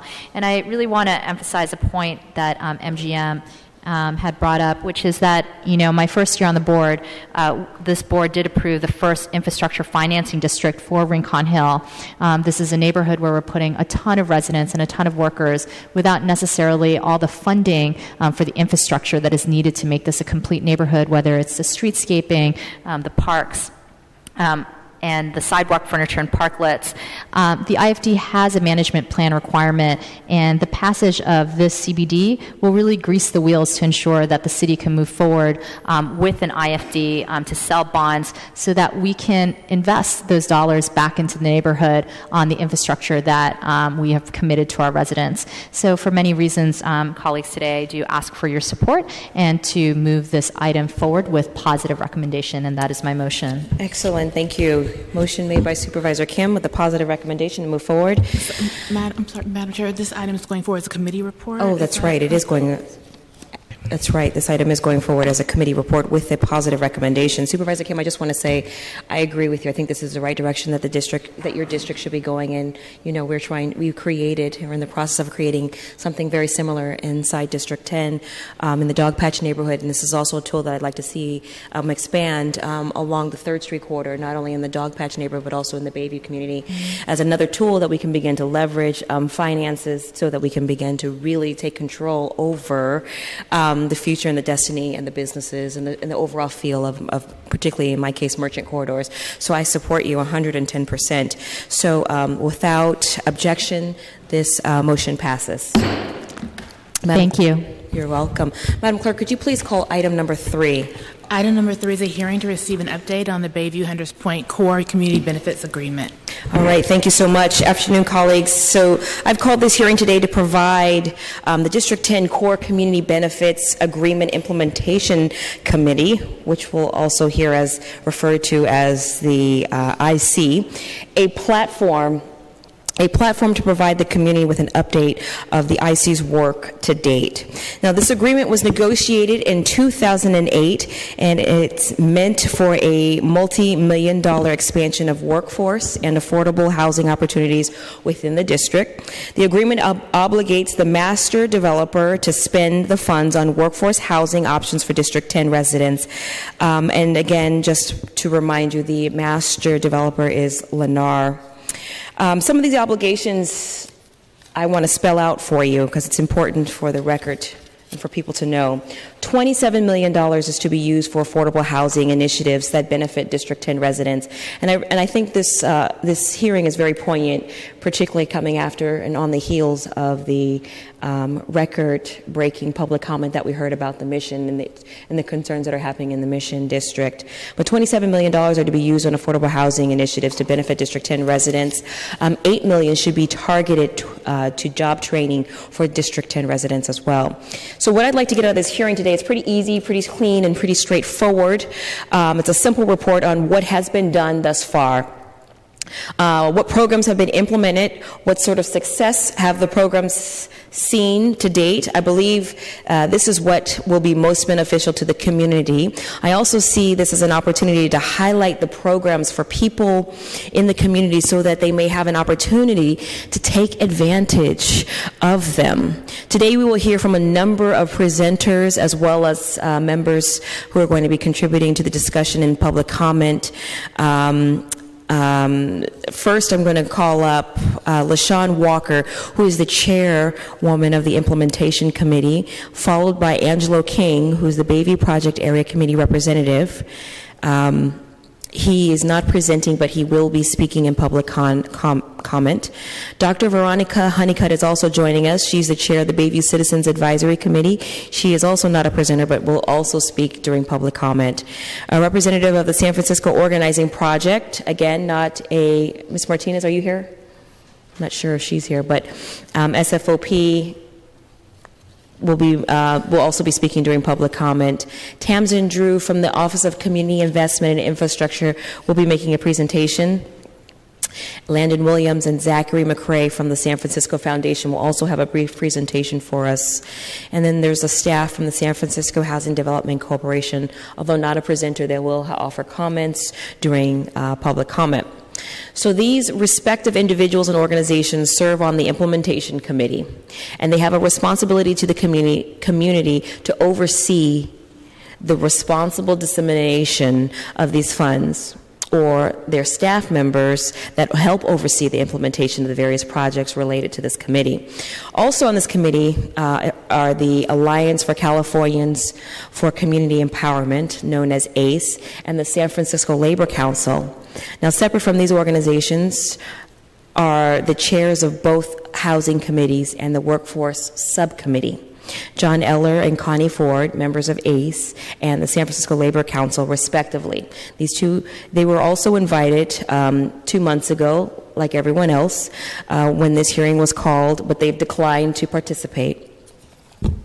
We also want to, well, actually, at this point, I'll bring up the OCII representative, Tamsin Drew, to begin to map out for us the community benefit agreement, the overview, just setting the foundation.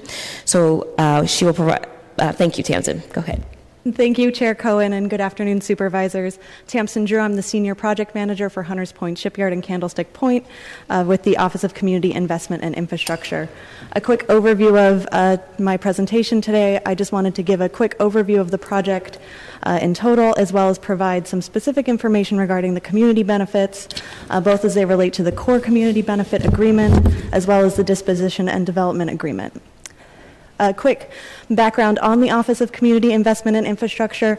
We are the successor agency to the former San Francisco Redevelopment Agency, and we are responsible for major approved projects, including Mission Bay, Trans Bay, and of course, Hunters Point Shipyard.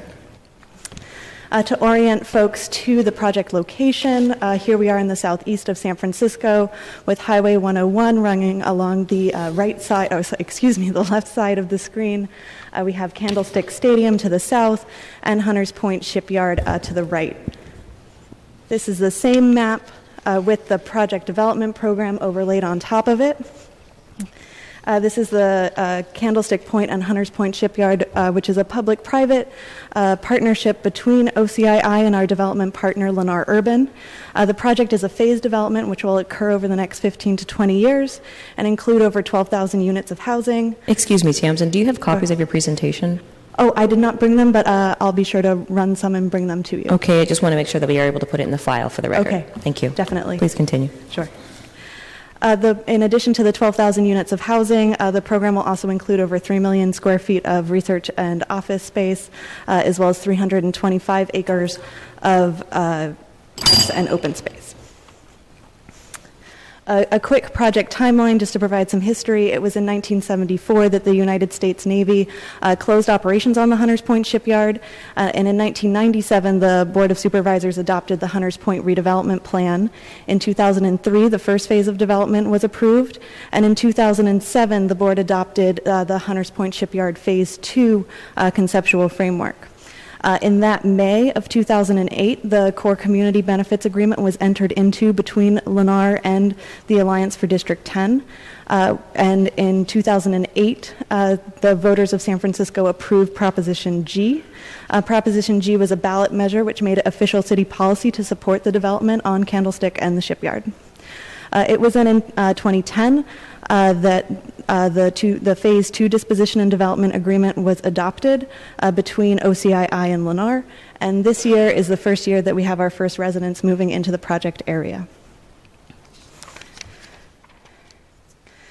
The Core Community Benefits Agreement is a private agreement between Lennar Urban, the master developer for Hunters Point Shipyard and Candlestick Point, and the Alliance for District 10, or AD10. Neither the city nor OCII are partners to the Core Community Benefits Agreement, and we do not participate or administer the implementation of the agreement or the distribution of funds. As Supervisor Cohen mentioned, AD10 is comprised of San Francisco Labor Council, San Francisco Organizing Project, and in 2008, San Francisco ACORN, which has been reconstituted into ACE. By entering into the Core Community Benefits Agreement in 2008, these organizations agreed to support Proposition G, which was a ballot measure that made it official city policy to support the development, which subsequently passed in June of 2008. Under the provisions of the Core Community Benefits Agreement, Lennar Urban agreed to several commitments relating to housing and jobs. Specifically, the Core Community Benefits Agreement required Lennar to make a $28.6 million contribution to the Community First Housing Fund, which will be used to assist qualified District 10 residents purchase market rate homes in D10. The Core Community Benefit Agreement also called for Lennar to support the rebuilding of Alice Griffith and commit to providing almost a third of all housing in the project area at below market rates. Regarding jobs, the Core Community Benefits Agreement required Lennar to contribute $8.9 million to a workforce development fund to be used for workforce development programs designed to create a gateway to career development for residents of District 10. The agreement also required card check neutrality, living wage, and first source hiring. Oversight and administration of this agreement is performed by a 7-member implementation committee, commonly referred to as the IC. In addition to representatives of AD10, the IC is comprised of representatives from the Hunters Point Shipyard Citizens Advisory Committee, the Bayview Hunters Point Project Area Committee, and a 7th at-large representative. Tamsin, we have a quick question. Sure. Thanks, Ms. Drew. Sorry, I'm just having trouble reading the screen because the words are coming up, Lori, and I wasn't around in 2008 when this Core Community Benefit Agreement was drafted. So the signatories of this Community Benefits Agreement, it did not involve the city, but was the Labor Council, ACE, then ACORN, and SFOP. Is that correct? Yes, that is correct. And then the implementation is overseen by those organizations in addition to representatives from the CAC, what was the Bayview Hunters Point Project Area Committee, as well as a 7th at-large representative, and of course Lennar Urban. Okay, and it's my understanding from the presentation of the supervisor that none of those signatories are here today. There is a representative from Lennar Urban who is the chair of the implementation committee, but I am not sure. And SFOP is also here. Okay. And just so you know, I don't know with ACE, but I did get a call that the Labor Council wanted to be present but was out of town today, or their membership wasn't able to attend, and that's what I had been informed. Okay. Thank you. Please continue. Thank you. So I did want to take just a moment to distinguish this Core Community Benefits Agreement from the Disposition and Development Agreement, which the city and OCII are members of. The DDDA ensures that the visions, goals, and priorities of the development of the shipyard and Candlestick Point are set forth in the conceptual framework approved by the Board of Supervisors in 2007, as well as Proposition G passed by the voters in 2008, are implemented. The DDA is a broader agreement than the Core Community Benefits Agreement, and it connects various project documents such as plans for below-market rate housing, finance, transportation, infrastructure, open space, sustainability, and of course community benefits. The Disposition and Development Agreement contains several provisions that mirror the language and agreements in the Core Community Benefit Agreement, and as a result there are certain provisions that are in the Core Community Benefits Agreement that OCII may also independently enforce. These include the provision that approximately 1/3 of housing on the project be provided at below market rates, and that the Alice Griffith Public Housing Project be rebuilt following the HOPE SF principles. In addition, Lennar is required to provide a direct subsidy to fund the rebuilding of Alice Griffith. The Disposition and Development Agreement also contains community benefits agreements which are not included in the Core Community Benefits Agreement, including a $3.5 million scholarship fund, a $10 million education improvement fund, and $2.25 wellness contribution. Decisions relating to the distribution of these funds are made by the Commission on the Community Investment and Infrastructure in consultation with RCAC and Legacy Foundation. Other community benefits included in the DDA include 350 acres of new and improved open space, $280 million in transportation improvements, a requirement that 50% of jobs in construction and permanent positions are local hired with a preference for Bayview and Hunters Point residents, and the rebuilding and rehabilitation of a 300 artist community on the shipyard. With that, I would like to invite LaShawn Walker, the Director of Community Benefits for Lennar Urban and the current Chair of the Implementation Committee, up for a brief presentation as well. I am happy to answer any questions the committee may have. Thank you. Seeing there's no questions at this time, I'd like to welcome LaShawn Walker into the chamber. I also want to just take a moment to thank you, LaShawn, for your hard work on the IC since you've joined about a year ago.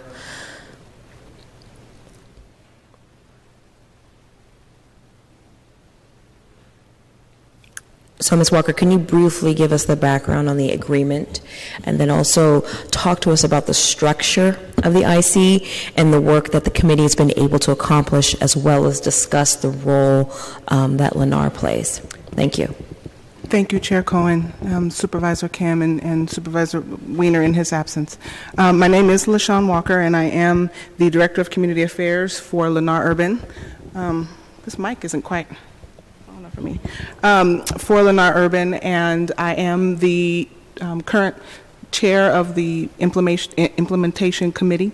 The implementation committee chairmanship rotates, and so currently, as you said, I have been with Lennar Urban for a little over a year, and I have been in that temporary role. And the role of the chair is to really try to move us forward and get more money into the community. So I will give you some information here to your questions. Supervisor Kim, hopefully these slides are a more simplified version of the slides that Ms. Drew presented, so hopefully they will give you the kind of information that you're asking, or hopefully they're easy to read.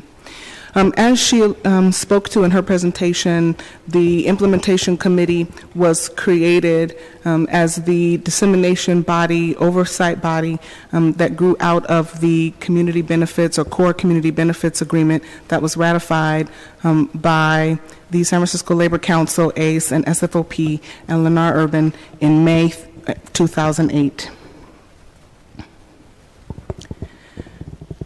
When I became the chair of the Implementation Committee, one of the things that I asked the body for us to do was take a fresh look at the mission statement for the Implementation Committee and look at the kinds of things that we were charged to do. So we've had a retreat, in a two-part retreat last fall and early spring to look at our mission.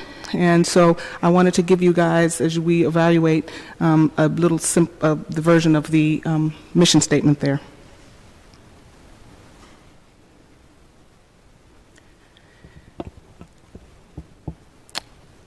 This slide here talks about the financial obligations.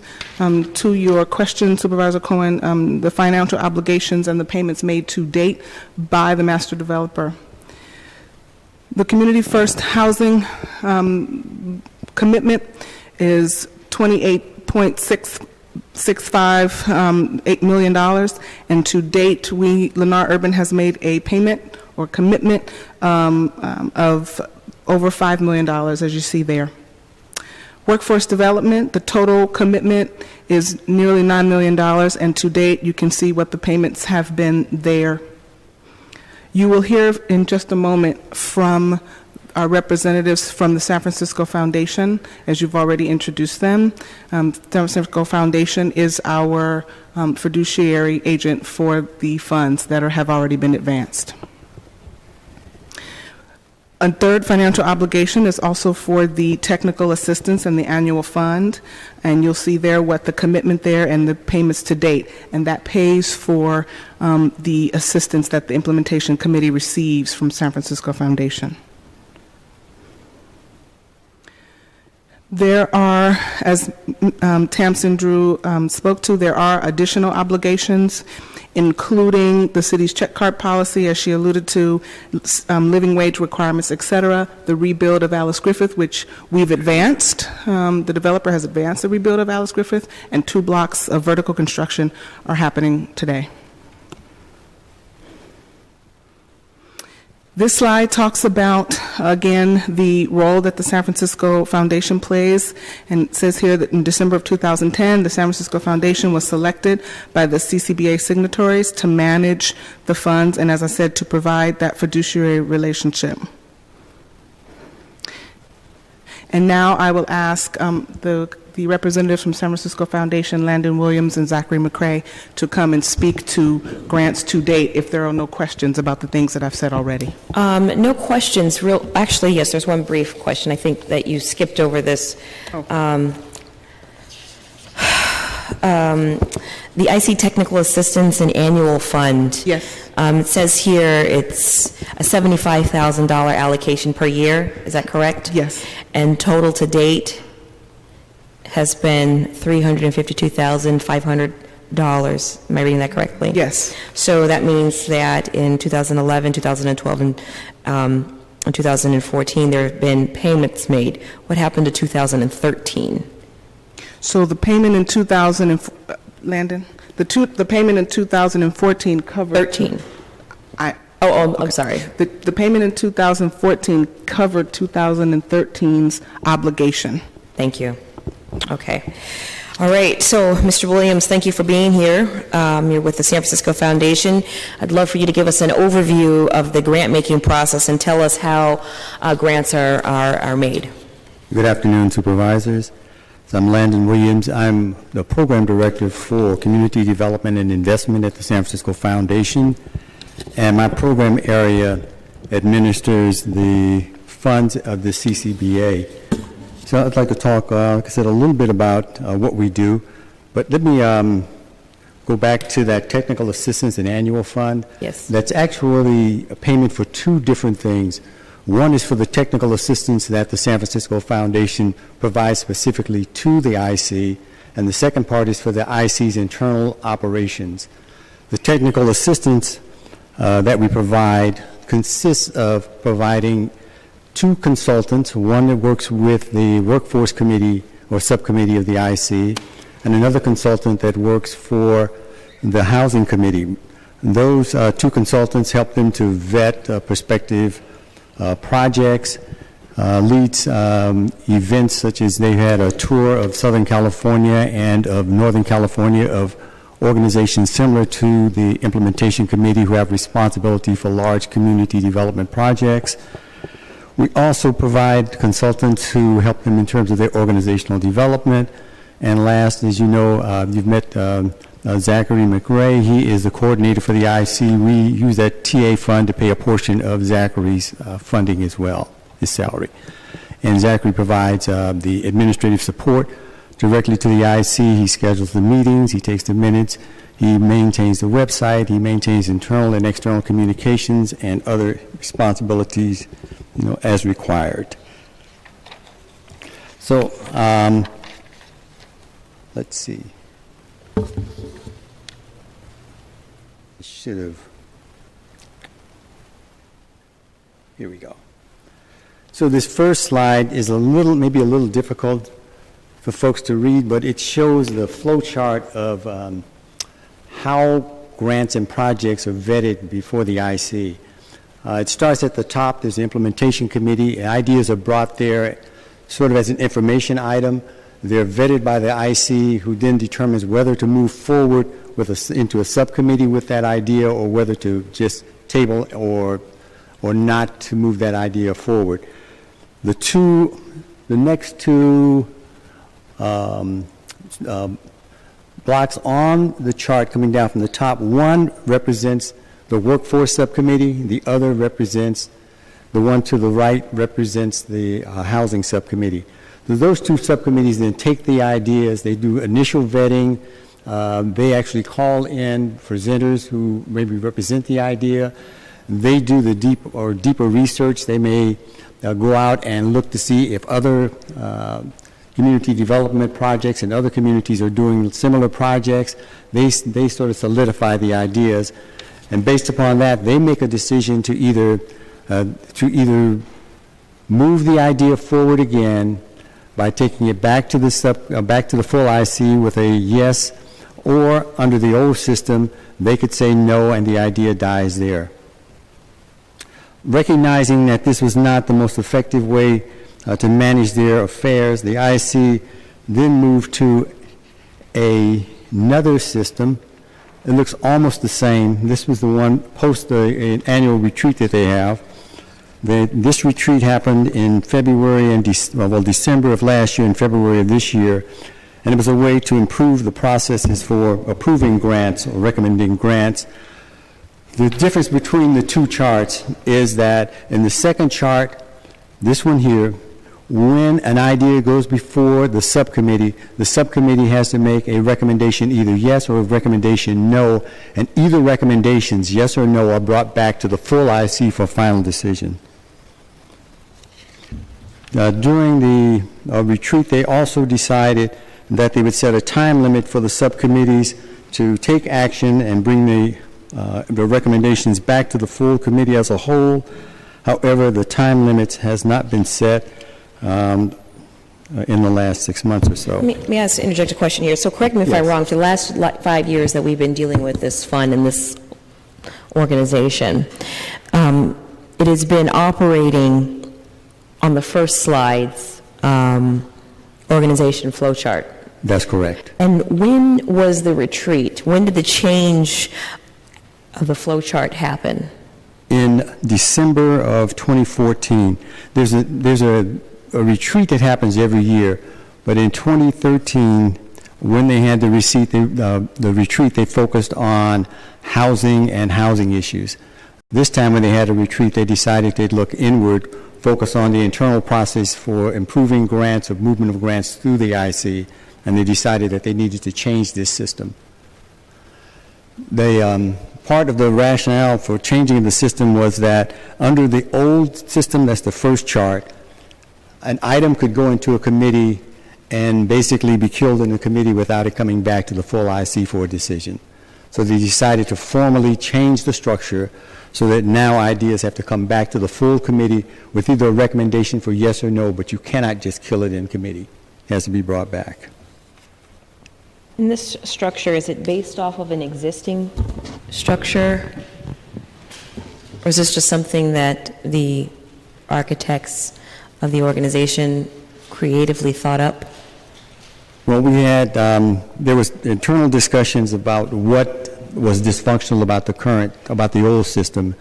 But then we brought in an organizational consultant, and based upon work that she had done with other organizations, she suggested that this was an effective way to move things forward in a very transparent way. Thank you. The next slide moves to the actual sort of accounting of the funds. Because although we do the technical assistance for the IC, or part of our major responsibility is to manage the funds and the grants in a way that's very transparent and that allows for fairness in the grant process. So this table, and I apologize, you'll see that there are a number of tables, but we felt that it was important to go fiscal year by fiscal year through the accounting so you can see what came in, when it came in, what went out in terms of grants, what revenues have been earned, what expenses have been charged against those funds, and what the ending balance is from year to year. This is also a summary of a more extensive accounting that we do for the IC and that we did in April of this year. So in this initial slide, it shows the fiscal year of 2011, which is from July 1st of 2010 through June 30th, 2011.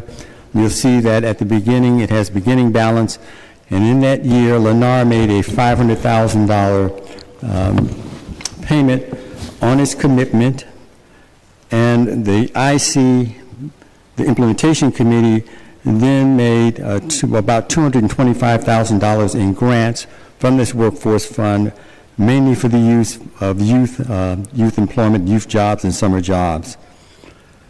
So each one of these is going to follow that same format. Again, it's summarizing funds received in, revenues, and the revenues that you'll see includes interest earned on the deposits, and the interest is all earned on short-term accounts because the CCBA, the governing agreement calls for those funds to be invested in a short-term account. They'll also show what grants are made, expenses, and then the balance by fiscal year. Could you tell me what the interest rate is on the short-term accounts? It's about 1 or 2%. It's very, it's typical from a short money market account or a short-term account. And the reason behind the short-term account is to be able to withdraw or access the money in a more quick, efficient way? I believe so, but I wasn't there when it was negotiated, so I can't tell you what the thinking was behind it. But I know in the CCBA it explicitly states it's to be deposited in short-term accounts and kept in those accounts. Okay, so then the chart goes on to... The second chart shows the second fiscal year, and that's the 2012 fiscal year, and all the fiscal years, of course, are July through June. And during this fiscal year, Lennar made two substantial investments. It contributed $1.58 million for the workforce fund and $5.66 million for the housing fund. And the grants that year were awarded, and the grants totaled about $250,000 again, and those went out for youth jobs and job training. At the end of that year, accounting again for revenues earned and expenses taken out, the fund balances were $1.63 million in the workforce fund and $5.6 million in the housing fund. So I want to make sure I'm also reading the management fee, or the fees column. They are just strictly management fees that the foundation issues just for service of management of the account. Is that right? Well, there are actually two fees that come out. Right. One is the fiscal management fee that the foundation charges, which is less than 1%. It's about, I think, 0.83%. And then there is a fund management fee because the $7 million or so is spread over several funds, and those fund managers then charge a management fee. So what you see there is the total of the two fees. The fund manager fee? Yes. Are your managers in-house, or do you No, they're consult? You contract with the consultant. We contract with the fund managers. It's as part of the foundation's overall portfolio. Mm-hmm. And the fee structure was negotiated in the initial the initial technical assistance agreement that was signed in 2010. Okay. Is there an opportunity to go back and renegotiate the fees and or the percentage rate? It's a lot of money going towards fees when it should be going to the community. So I'm just curious to know. I don't know. Okay. It's not at my pay level. That's something that was negotiated between our CFO, our CEO, the 8010 group, mm-hmm. and Lennar. Okay, thank you. Mm-hmm. So that was the 2012 fiscal year. Okay. And I may state, though, that when these fees were initially negotiated, it was thought that the funds would be expended in terms of grants within about 12 to 18 months.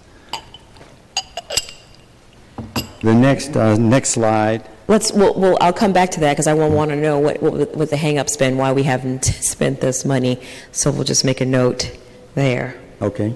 Please continue. The next slide takes you to the 2013 fiscal year, and that's July 2012 through June 2013. You'll see that the beginning balance there is what was the ending balances from the other years.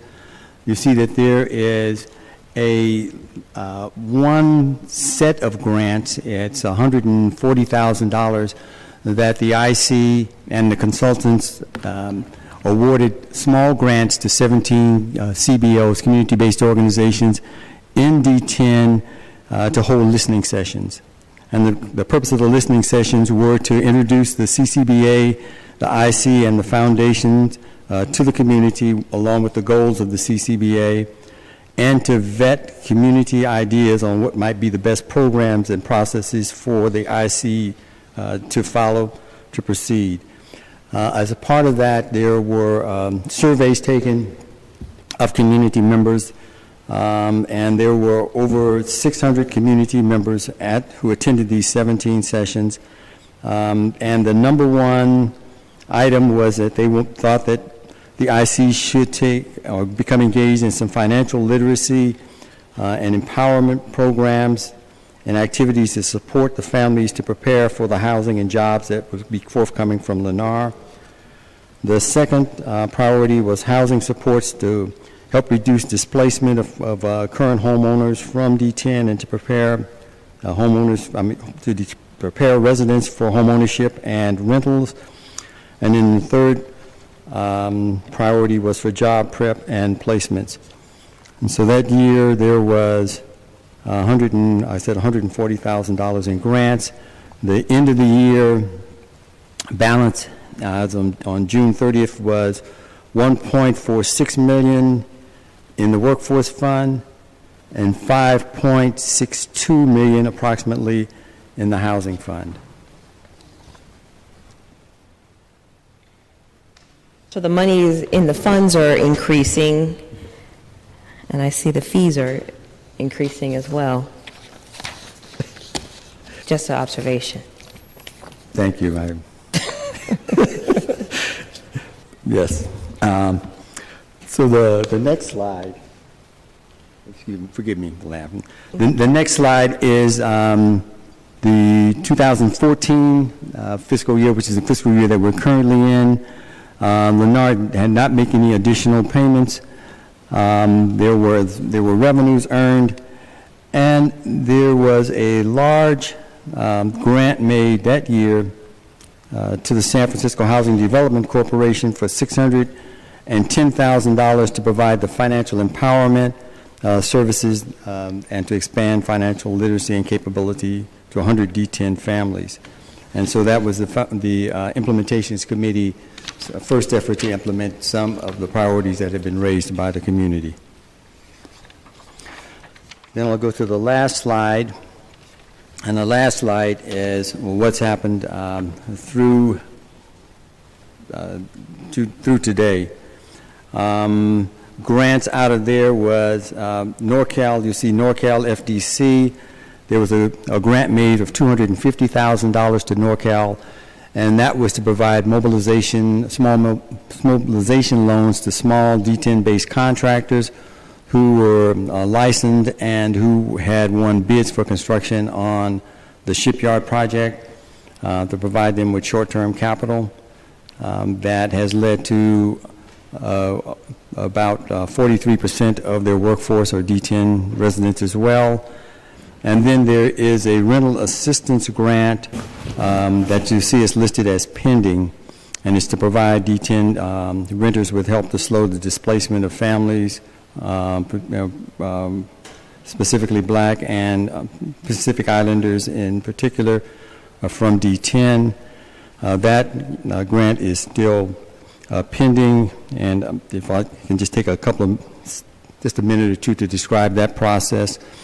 That grant grew out of that housing retreat that occurred in 2013. The IC used that old process that led to discussions in the housing subcommittee almost quarterly, where the RFP framework was agreed upon, the outcomes and activities were agreed upon, a maximum dollar amount was agreed upon. In around August of last year, we sent out the RFP. We got responses back in September and October. The IC then met as a whole and agreed with to accept the bid that was received, and then instructed the foundation to go about actually putting together the grant agreement. Since then, there have been several meetings between the IC subcommittee and the vendor, and that grant is still on hold because the IC has not yet reached an agreement on what are some of the special conditions that they might want. They've also initially they put out an RFP for $800,000. They are now recommending that it be reduced to $200,000. And there are some concerns about whether or not with $200,000 you could really achieve the goals that were the intent originally of the grant. I got to say, it's a little appalling that in this housing crisis, when people are looking for resources, this is one community that has ample resources when it comes to rental assistance grants. And to see pending in this column is really heartbreaking. I hope that we, through this hearing, will be able to break through whatever the obstruction that currently exists, get rid of it, because this blockage is blocking people from remaining in the community and thriving. Thank you. Thank you. So the current balance in those accounts now, in the workforce account, there is $892,000 approximately, and in the housing fund, there is $5,267,000 approximately. And I'm going to end there, but before I end, I've got one more comment to make. You had asked a question about why so little has gone out in terms of grants. I administer some substantial grant programs at the foundation, and also am part of its PRI program, or vetting for its loan program. Their decisions are made, or recommendations are made by me, and then the final decision is done by our trustees. The process at the IC is that grant ideas are brought forward, and it takes the agreement of the IC as structured in the CCBA agreement to come to agreement to recommend a grant before I can release one. Because when I prepare a grant application or agreement at the foundation, I have to attach to it a copy of the resolution from the IC authorizing that expenditure. I know, actually, it's your job and your desire to make sure that these monies get out into the community. I understand it sounds like it's just some internal friction that's going on that we will hopefully be able to resolve. Have you concluded your presentation? Yes, I have. Good, thank you. I think Supervisor Kim has a question for you, and then I have a couple questions as well. Thank you. So much of this is new to me, so excuse me if my questions are somewhat basic. So in looking at the ending balance of the dollars committed to the Community Benefits Agreement, of course, I'm really surprised to see how much is in there that hasn't been spent down. And I know that Supervisor Cohen just expressed some surprise, in particular about the line item for rental subsidies. I assume this program is similar to the one that the city also runs, which is that we provide, small to large subsidies to help families meet their rent needs, whether in affordable housing units or in market rate units, to prevent them from becoming homeless. Is this a similar program, or is this different? It's different. It was in vetting this idea. What the IC did was the housing consultant actually looked at the city's program and looked at similar programs.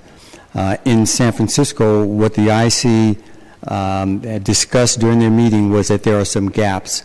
That if you're below a certain income level, there are subsidies available, but if you are at a certain level, there was nothing available. So when they first put this together and sent out the RFP, it was specifically designed not as a rental subsidy program so much as a program to help get renters prepared for new housing that's coming on board in the D10, but then also it did provide that a certain amount of the funds could be used for one-time emergency assistance to help a renter whose family maybe have run into a problem of some type.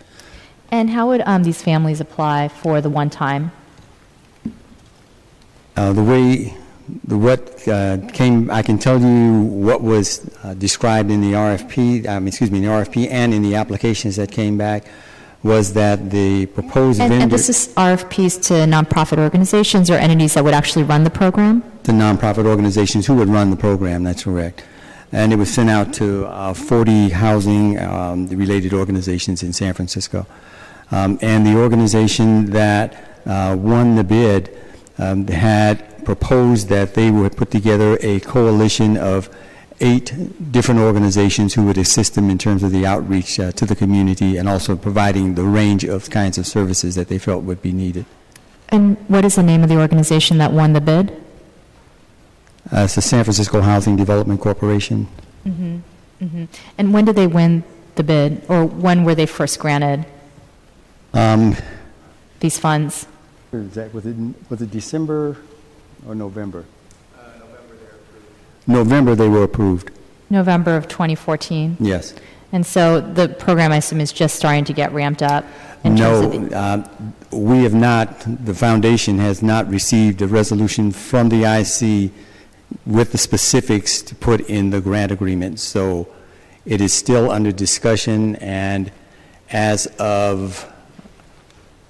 Could you explain that more? So who determines who wins the RFP? Is it the foundation or the IC? It's the IC. Well, the foundation, what we do is that we will... Make recommendations. Yes, we'll craft the RFP, we'll send it out, we'll get back the responses, we'll put together a team of independent reviewers to review the responses, to also score the responses, and then we take that back to the IC with a recommendation, which we did. The IC approved that recommendation but wanted to include some specific language on special conditions in the document, in the grant agreement, and they have not yet approved that. Then they met about, well, not the, well, yeah, the entire IC. Go ahead, I'm sorry. Sorry, how often does the IC meet? Monthly. The IC meets monthly, and since the IC determined to grant this program, the rental subsidy program, to this organization, we've not moved forward with actually initiating the grant. That's correct. And I know it's shocking. Why? I was just curious what the reasons might be. There was disagreement, I'd say, on the IC about the structure of the grant proposal. They set up a special committee to sit down and talk with San Francisco Housing Development Corporation about what was contained in the agreement. They held that meeting. The subcommittee, at the conclusion of the meeting, voted to approve the application and with the conditions. And then between that meeting and the next IC meeting, where things were presented to the IC,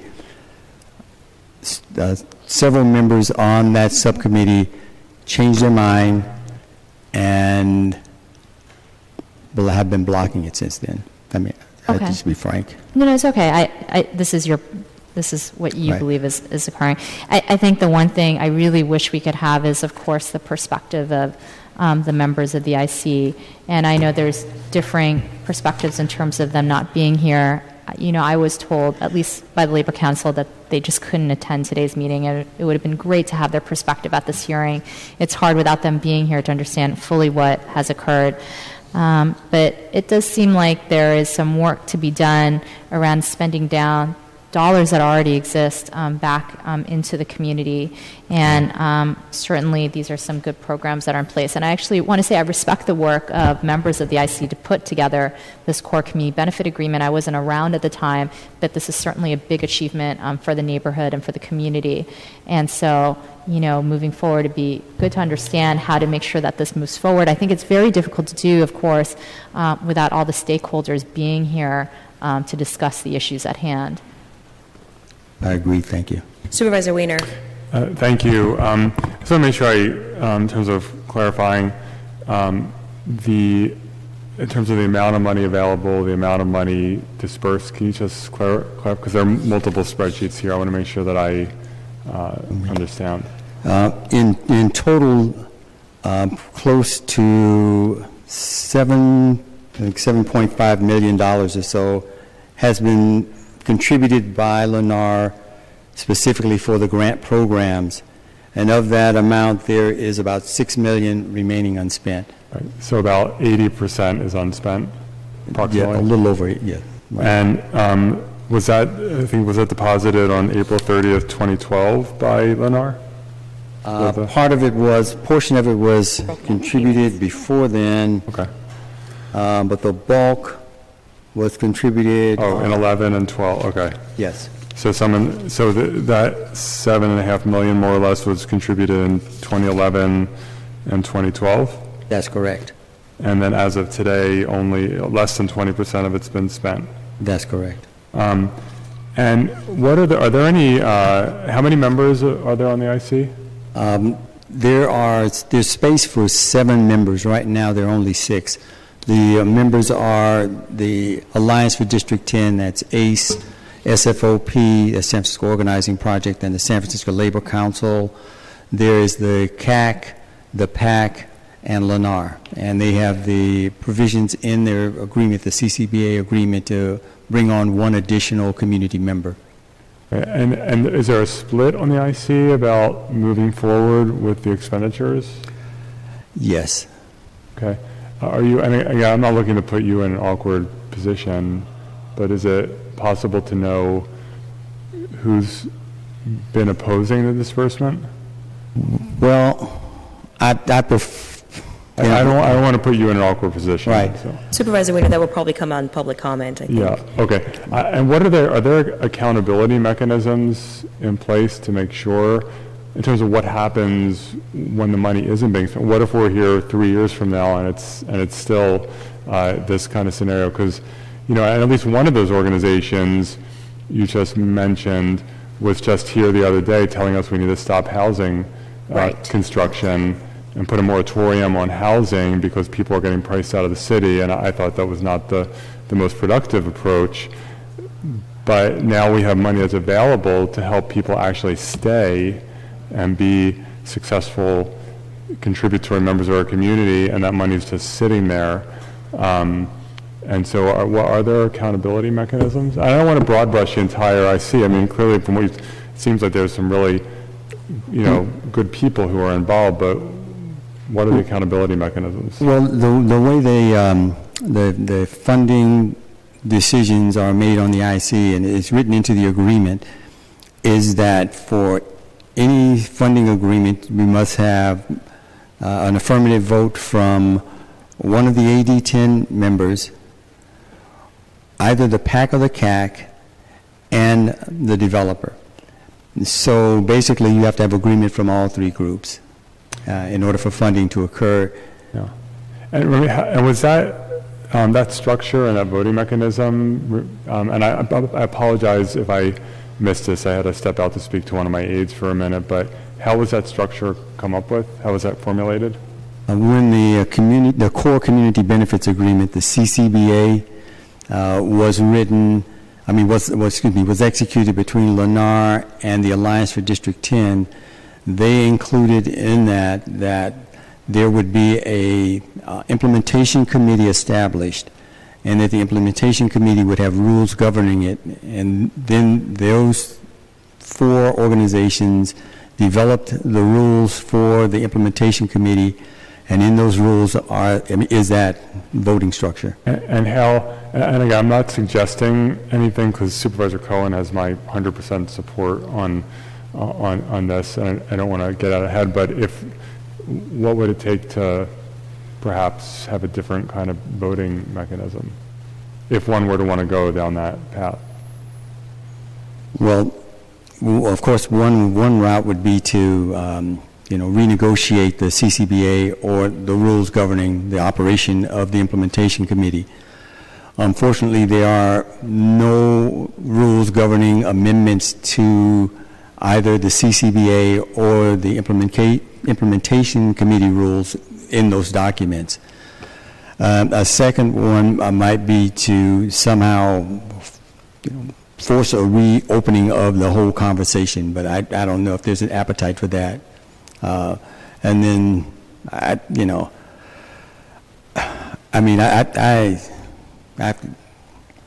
I have to keep on my foundation hat. Let me ask a couple questions. Supervisor Wiener, are you complete? Thank you. Yes, thank you, Madam Chair. Okay, I just want to make sure that I can recap and follow the discussion a little bit. So the CCBA was negotiated between Lennar and 8010, correct? Yes. And 8010 is comprised of a group of organizations. Is that correct? That's correct. Can you tell me those organizations?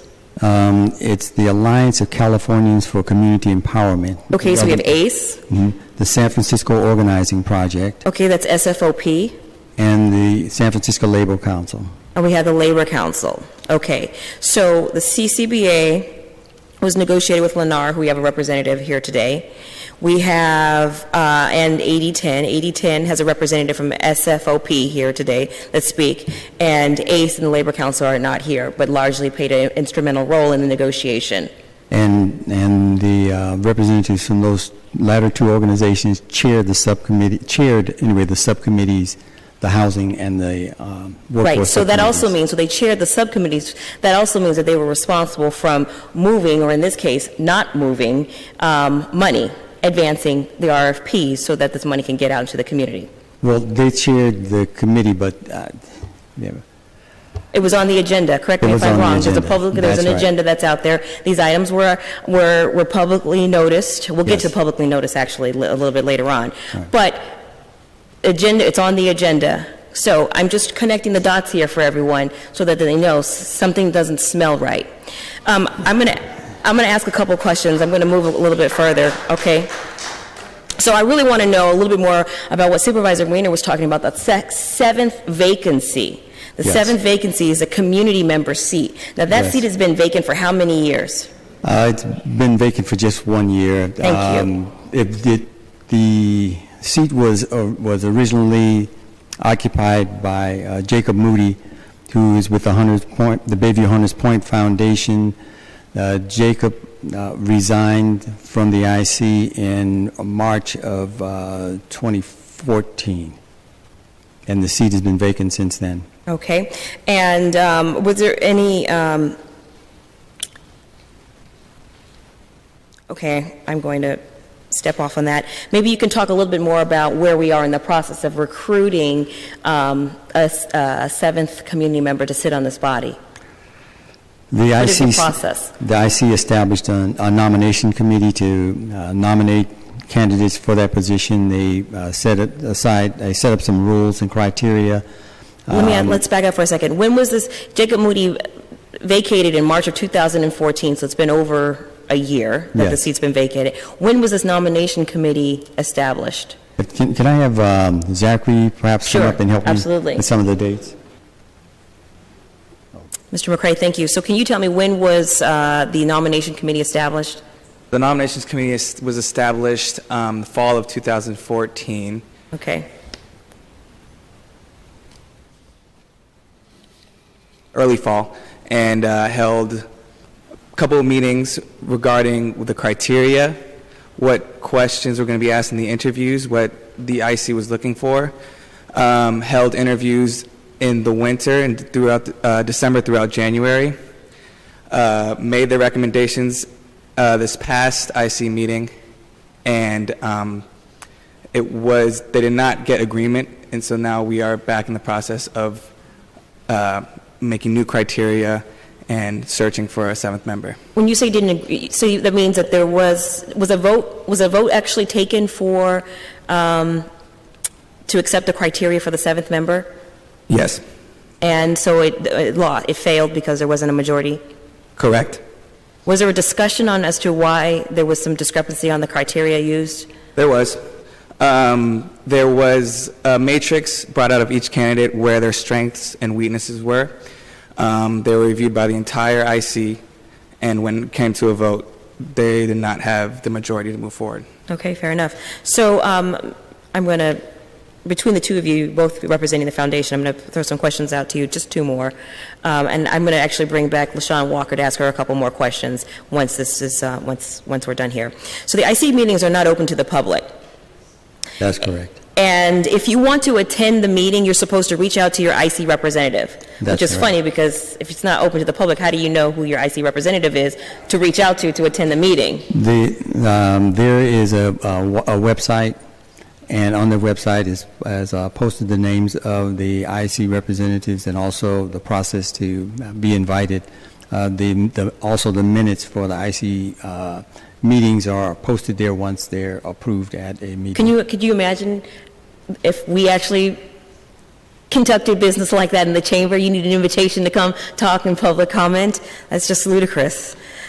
So you're supposed to reach out to your representative. Now, if the community seat is vacant, who can the community reach out to attend? I know it sounds funny, but seriously.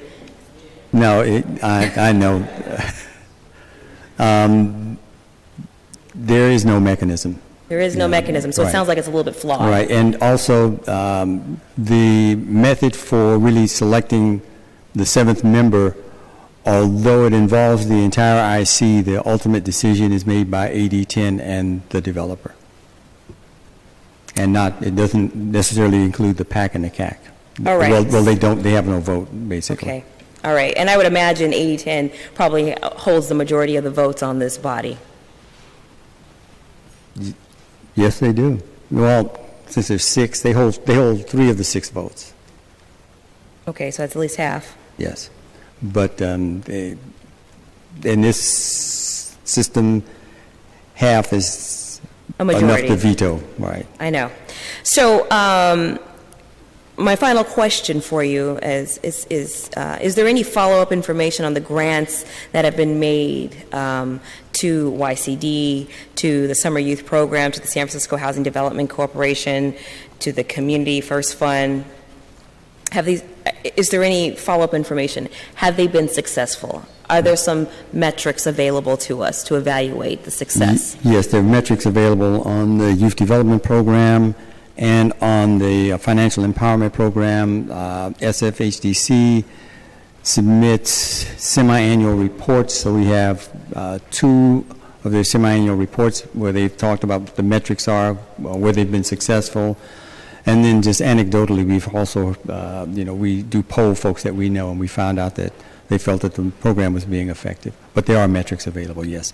And whereas some information isn't on the website, my contact information is on the website as well, so I can get that information for anyone who's interested. Great. Thank you, Mr. Williams. Thank you very much for answering these tough questions. Mr. McCray, I appreciate it. I'm going to call up Ms. Walker because I do have about 6 questions for her, and I think Supervisor Weiner or Supervisor Kim also want to give them an opportunity to ask you a few questions as well. First, I wanted to see, do you have any opening remarks or things that you heard that you want to speak to? I do. Thank you so much, Chair Cohen.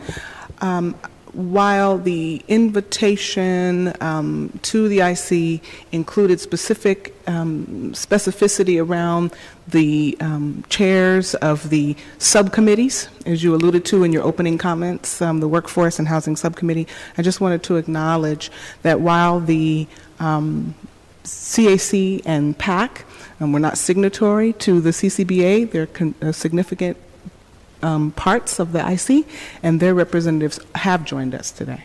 Thank you. Okay. And you may hear from them at public comment. I don't know, but you might. Okay, I hope so. I hope we do. So Supervisor Weiner actually raised this question, and I just want you to touch on it again. Can you give us the overall structure of the IC? So in summary, it is a 7-member body. The 7th member, the additional community member seat, is currently vacant, as we have already highlighted, and Mr. McCray gave you the details there. But it is a 7-member body made up of the AD10 groups, which were signatory to the agreement along with the developer, also the CAC, the PAC, and that 7th community member. Thank you. Now, is the IC working on a plan for the current displacement of African Americans and Pacific Islanders in District 10? The rental assistance grant, as it was originally conceived, was intended to support residents of those ethnicities.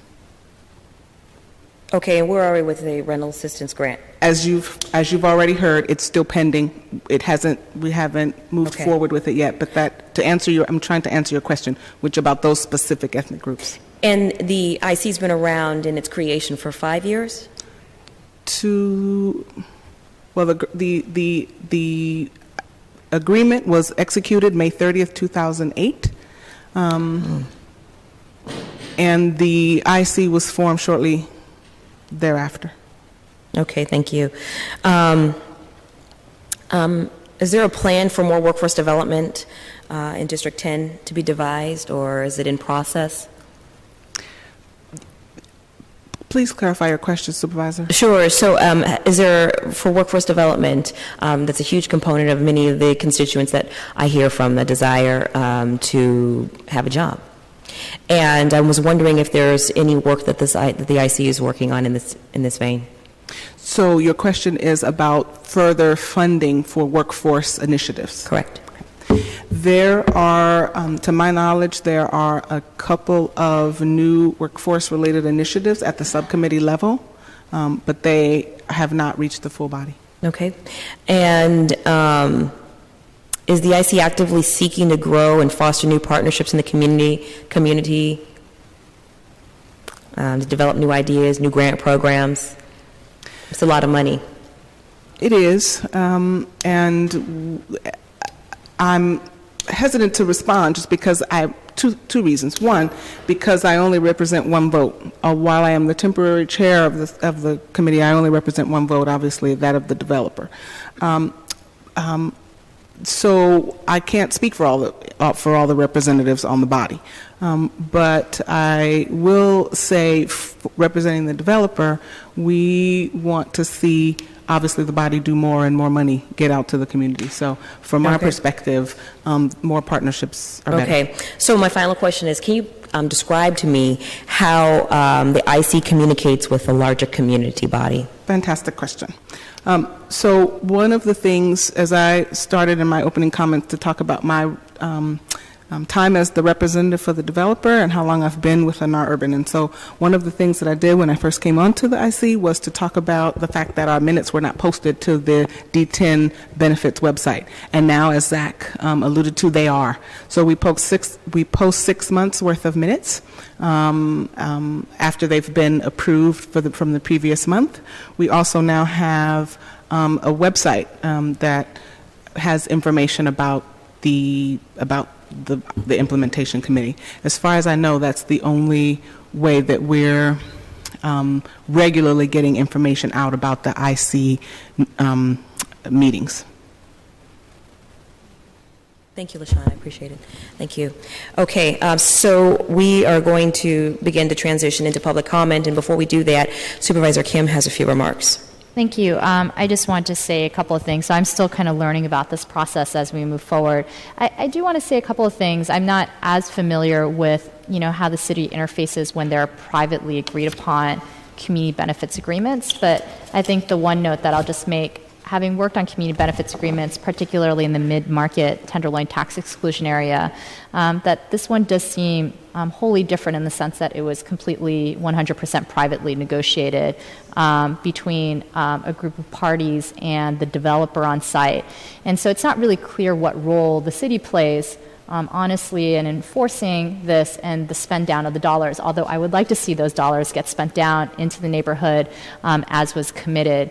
So I think a lot of the comments that were made that usually compare how we would structure notifications, board agendas going out, how appointments happen to CACs probably do not match when we're talking about something that is privately negotiated. So I just want to make that point.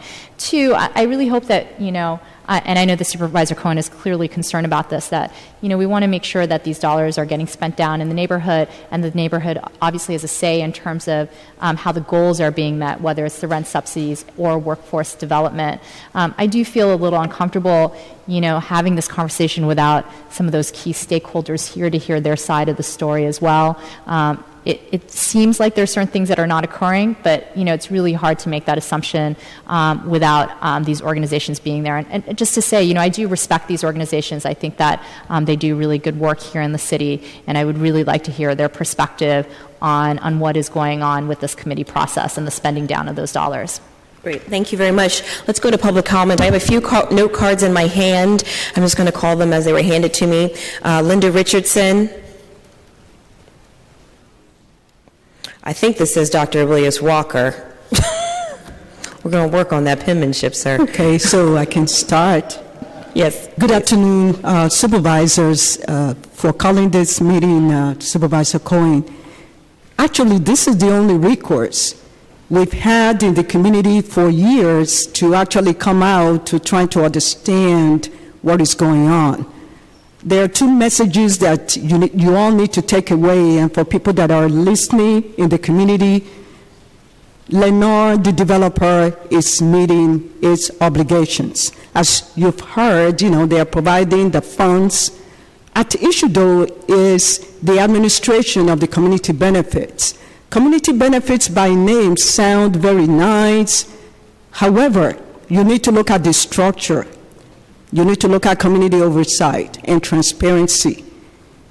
The signatories to the CBA for the community benefits in the Bayview Hunters Point is unprecedented.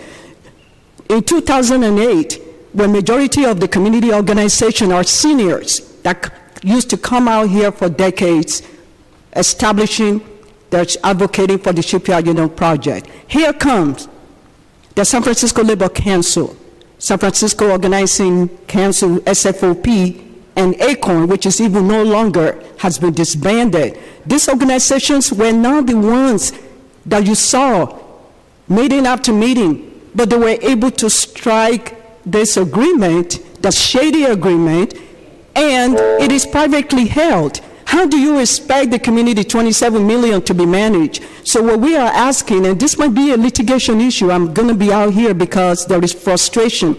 The goal of the people in Bayview Hunters Point is to make sure that our youth have after-school, programs, education, and we've talked about that for decades as part. We also are building a community center, a senior housing center for our seniors that actually came out to advocate for the establishment of the shipyard.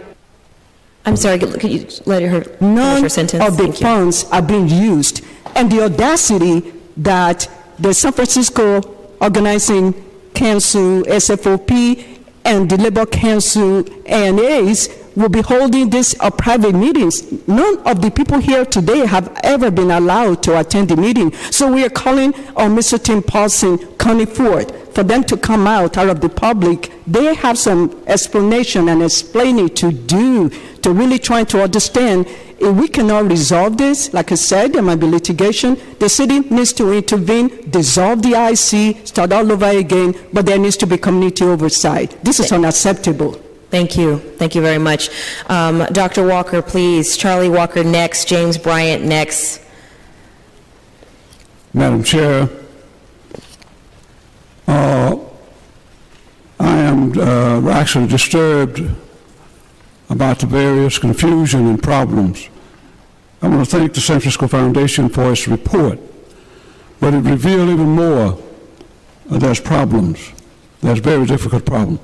I got back involved about 2 or 3 months ago concerning the committee. One is that the politics have entered into the committee, and they're not able to hardly do basic business because of that. That's one of the problems, as I've been able to learn. I'm working with about 7 or 10 subcontractors that need all kind of help, and they do not have any way to get the system help so they can employ people from the community. Those are some things that I'm really concerned about. Then the person to fulfill Dr. Moody's position, that is in a turmoil at this particular point. Now, I know that there was an election, the committee that for the help in that particular area, but it is not working. So it's unfortunately, the 6-member committee, I know it's 7, made up of 7, but the 6 have been working for a whole year and not able to even come to a conclusion to elect the 7th person. So I'm very, very concerned, as well as other community members. And most community members don't know anything about the IC, what it's doing, because each person on the board can only invite 3 people just to come listen. They really don't have no voice. So I'm not condemning the whole thing, but there need to be a restructuring, and I appreciate you calling this informational meeting. Thank you very much. Thank you for joining us. Mr. Charlie Walker, followed by James Bryant, followed by Enna, followed by Betty Malone.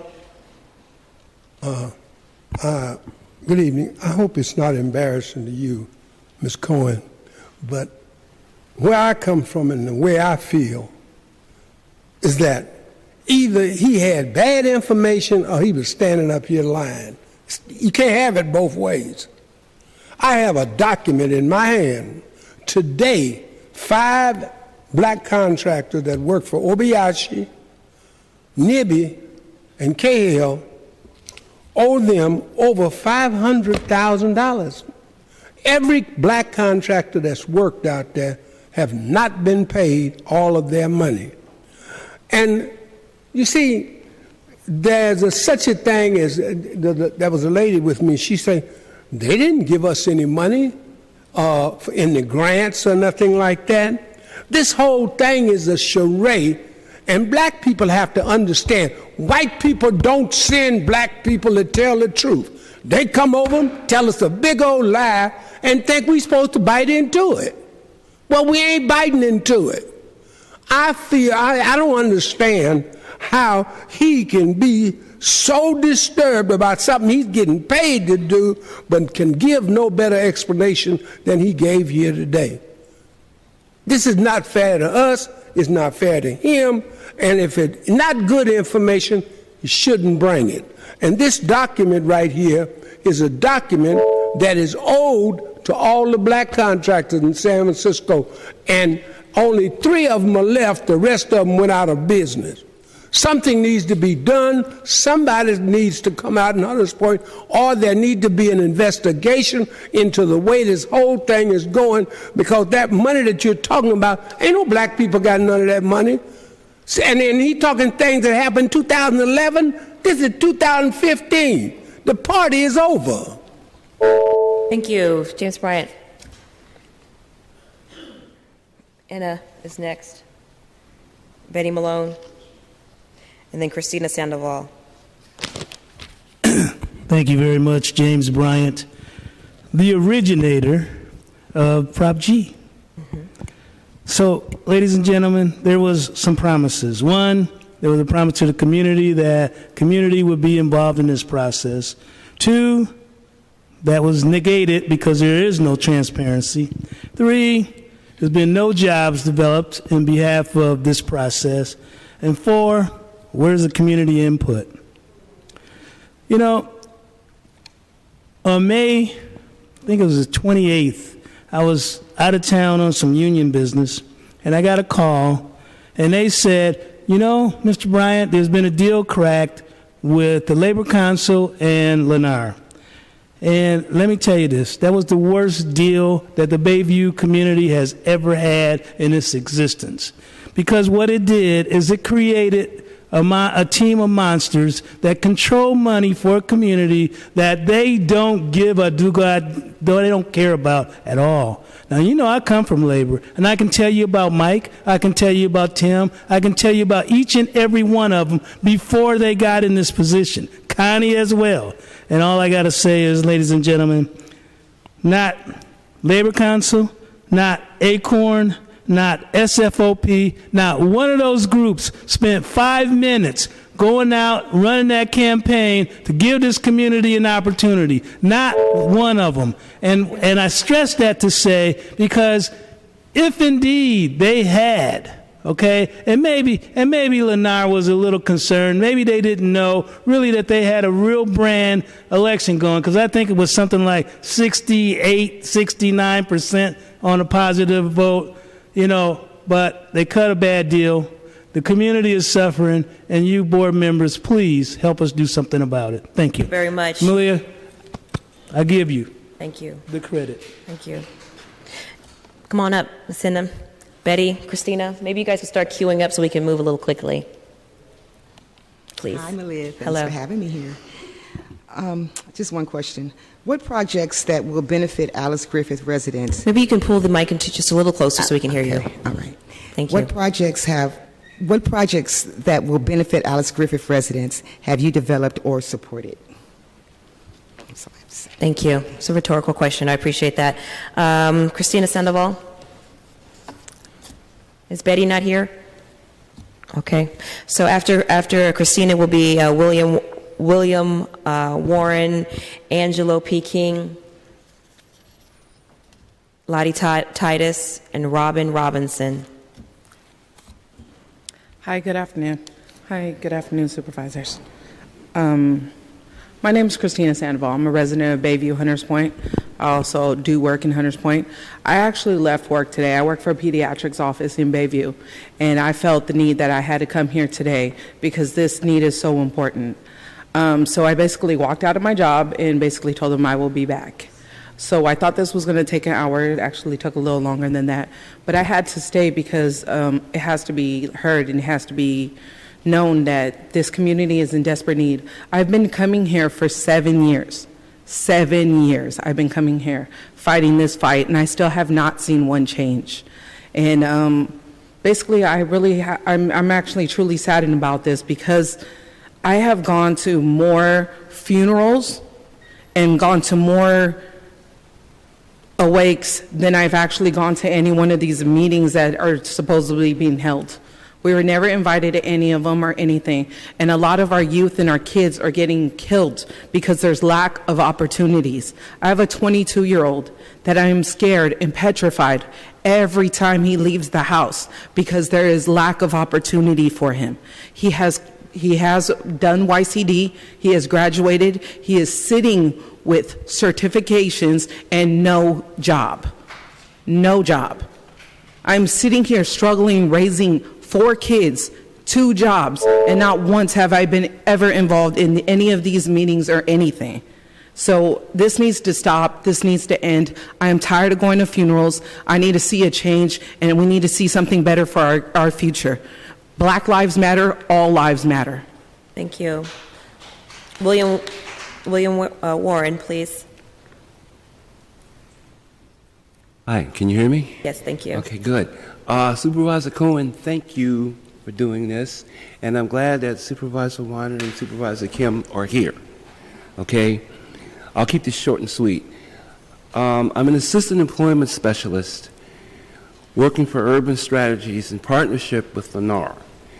I'm the guy that people sit down with. I do a resume on them, and whenever memories come up or pains come up, I work through it with them so they're willing to be employable.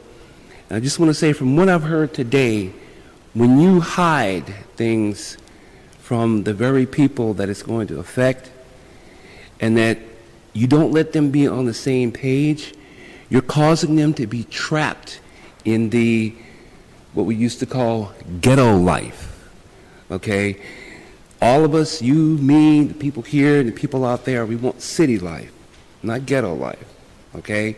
So with what I just heard, my question to all 3 of you would be, and I'm going to end it like this, my question would be, what are all 3 of you going to do to help correct this situation and help it move it along and help this $27 million come out more? Thank you. Angela P. King, Lottie Titus, Robin Robinson. In my older age, I'm learning to get to the point. So the question is asked, what can you do? And the fact is, there are organizations that will come to you, because some of these organizations are citywide organizations.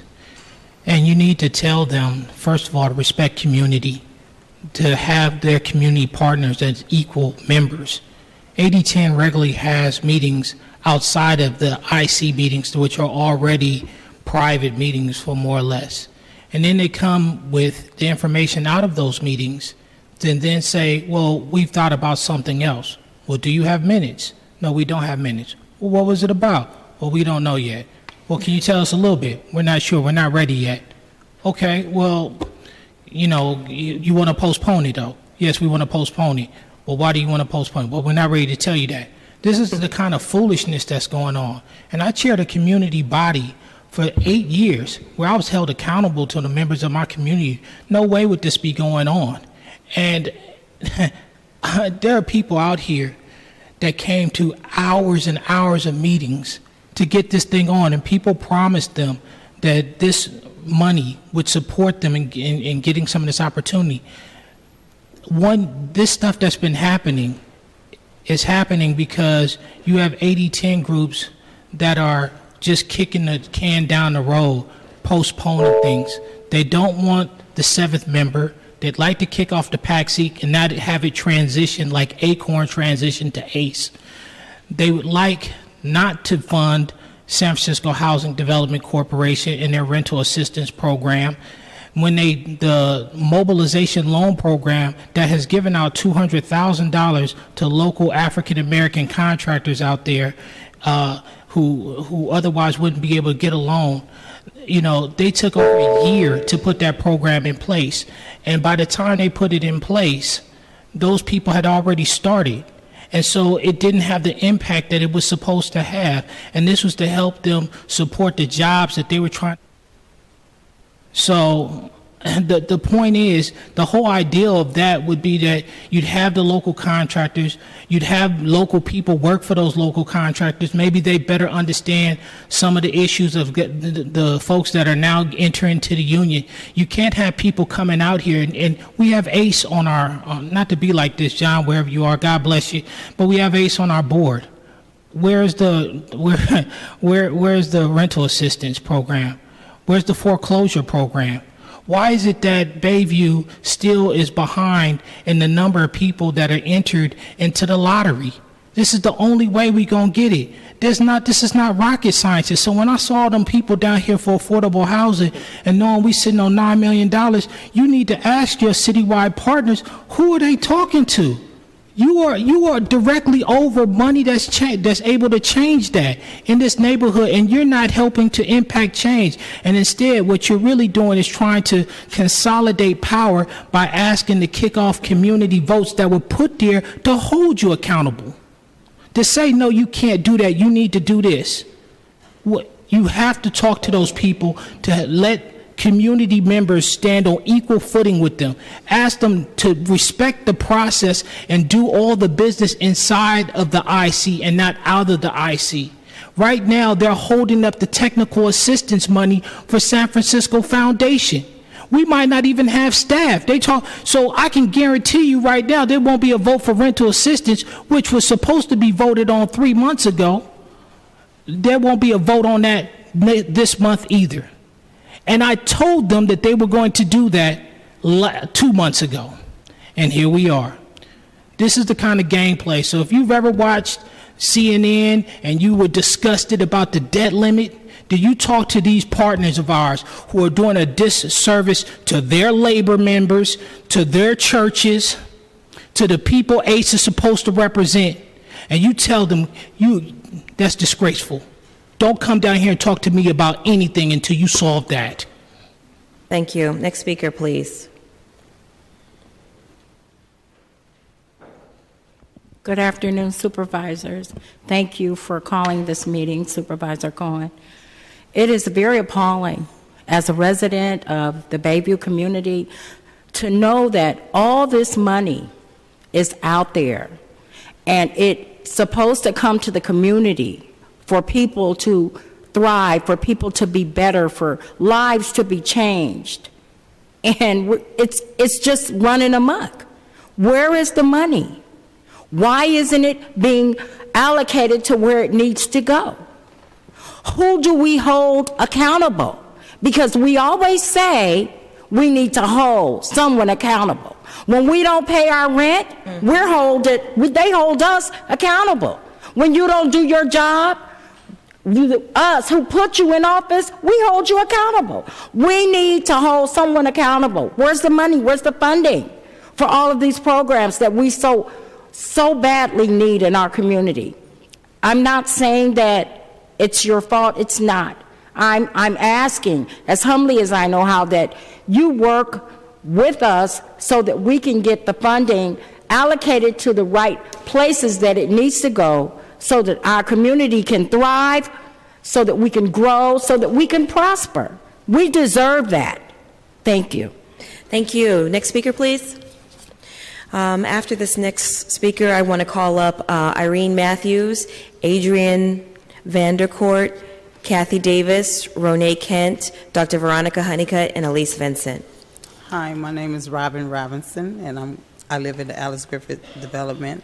And I just wanted to know, can we come to when is the next meeting and we would like to attend the meeting, if it's okay, when and where? Sure. I'll connect you to Zach McCrae to help answer that question for you. Okay, and another thing, I'm a laborer, and I still haven't got a job down there in Alice Griffith, and I'm still looking forward to having a job down there. So can someone help me to get a job there? Sure. I live just right across the street, and I've been waiting and waiting. Okay, thank you. Thank you. Next speaker, who's in queue? Irene Matthews, are you here? Is that you? Okay. Welcome. Hello, Supervisor. My name is Irene Matthews, and I live in Alice Griffith. And I would like to know, you held the money what happened to the money? And you held the money for 7 years. What happened to the interest on the money? That's it. Thank you. Next speaker, please.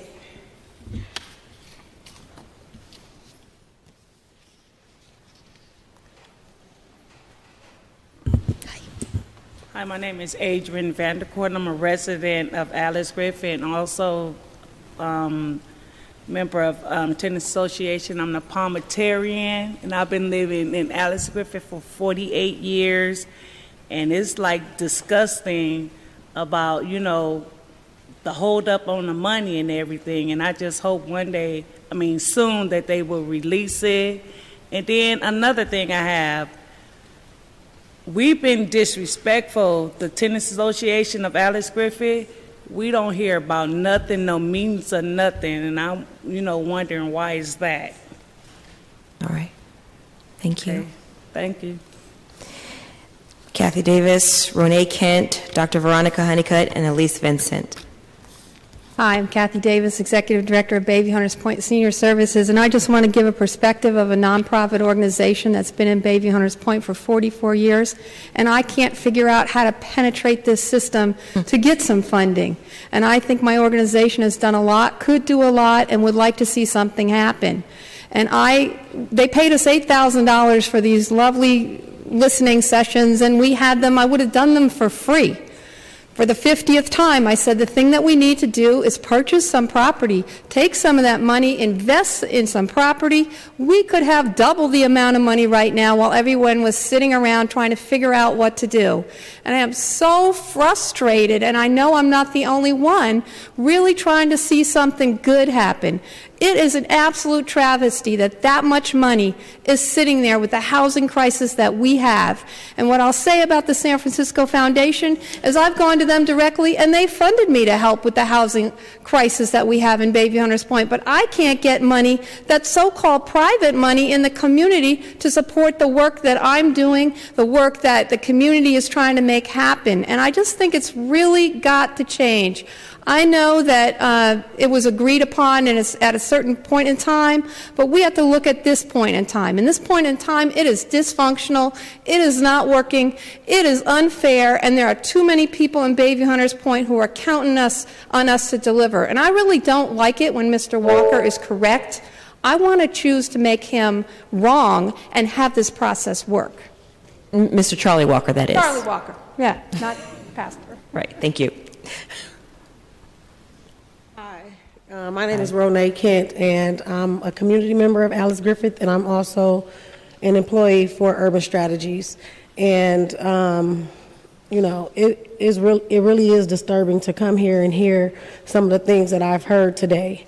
Being that I've been here for years now in my position that I have, working in the community, and it's kind of sad to know that all that money is just sitting, and we have people who don't have jobs, don't have training, people who can't pay their rent and need assistance, and I just, wish that something can change now. Thank you.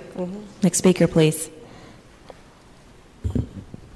I'm Dr. Veronica Honeycutt, Chair of the CAC for the Shipyard. Supervisor Cohen, thank you very much for calling this meeting. Supervisor Weiner and Supervisor Kim, it's always good to see you. It's always nice to see a breath of fresh air when it comes to our supervisors. Let me tell you this, and I'm going to try to push this through in this 3 minutes or 6 minutes you're going to give me. But 2 minutes. 2 minutes. Okay, then I'm going to move quickly, okay? The San Francisco Foundation is doing the very best it can considering the constraints under which it has to operate. Now, you can quibble with them, or not necessarily quibble about what they get. But when if you sit in those meetings the way I do, the way Angelo does, you really have to keep praying to keep your mind straight. I'm just going to be very honest with you about that. What's not working? The seventh person issue has taken too long to take place. All the political chicanery that's gone on, all of that foolishness has prevented us from having the seventh person, which may be the individual who can break the gridlock, internal gridlock within the IC membership. Number 2, completion of the San Francisco Foundation Technical Assistance Program. If that does not get ratified by the AD10 organizations, we'll lose Zach, wherever he is, and possibly one of our other young people, both African-American males, both competent, and both doing superb work. Another problem, the CAC and the PAC, we're not signatories to the original private agreement. And so you had the AD10 organizations coming in, you had the CAC and the PAC trying to find a level of trust. Transparency. I have begged the AD10 folks, put on the table what you want so we can look at it, so we can negotiate, so we can compromise and do what we can to move this business forward. Nothing is forthcoming. Limited in transparency in terms of limited public involvement. We need the public's feedback. We need their access. That's what keeps us in line. Not getting to the dollars to these folks is not working, obviously. ACE calling for a housing moratorium in a time when housing is desperately needed. Thank you, Supervisor Weiner, for that, particularly for working class folks in the Bayview. What else is not working? No plan in place to take some of those funds and make them sustainable so that there may be some money that we can utilize in the future. That's a problem. These issues must be addressed, and they must be addressed now. Thank you very much for allowing us to speak with you about what's wrong with that IC agreement. Thank you. Next speaker, please.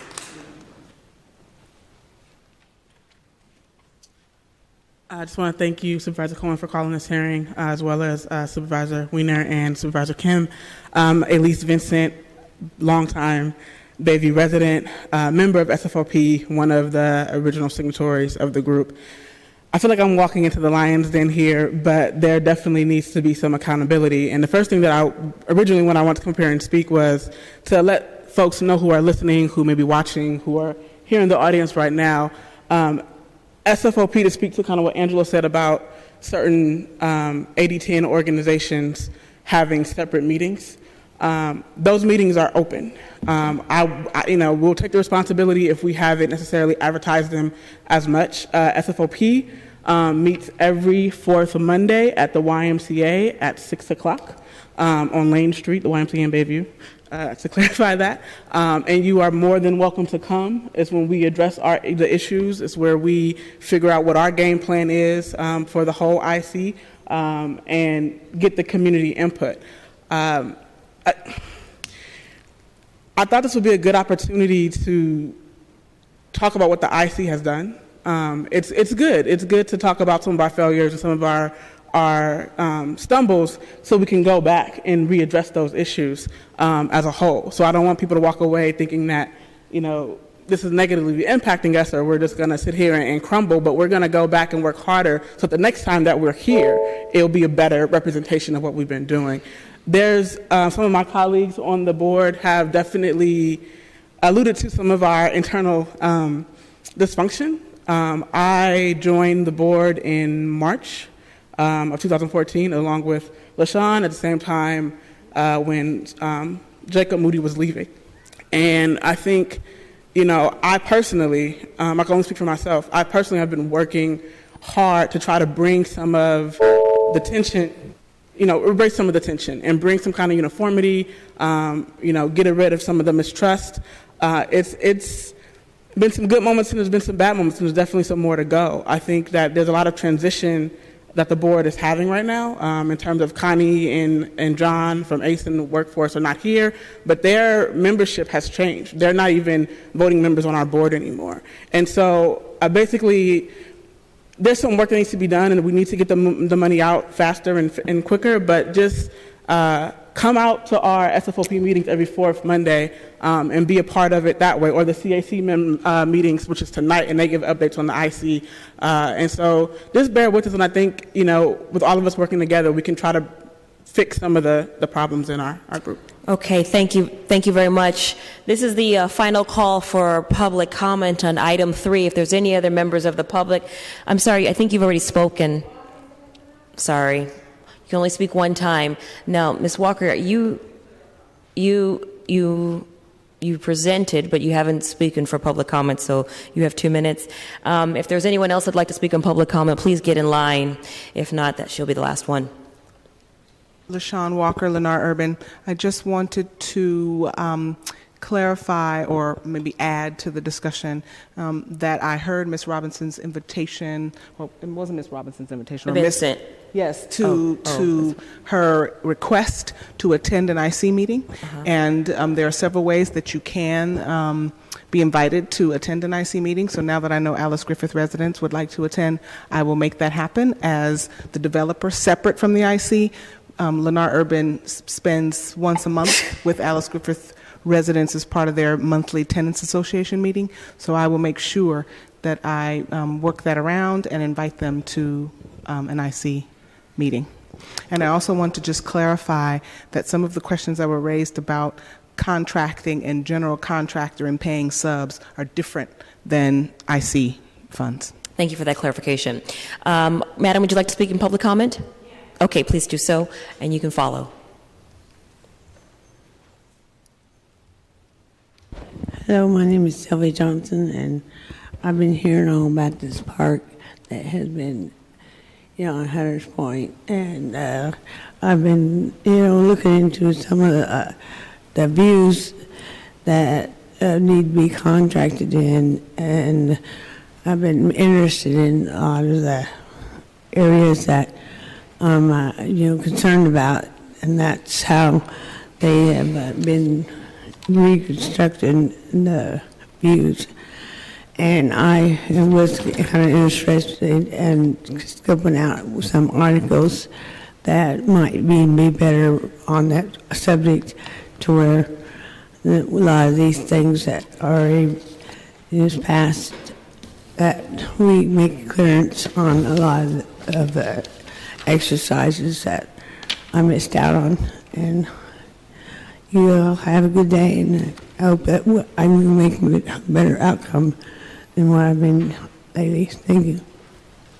Thank you. Next speaker, please.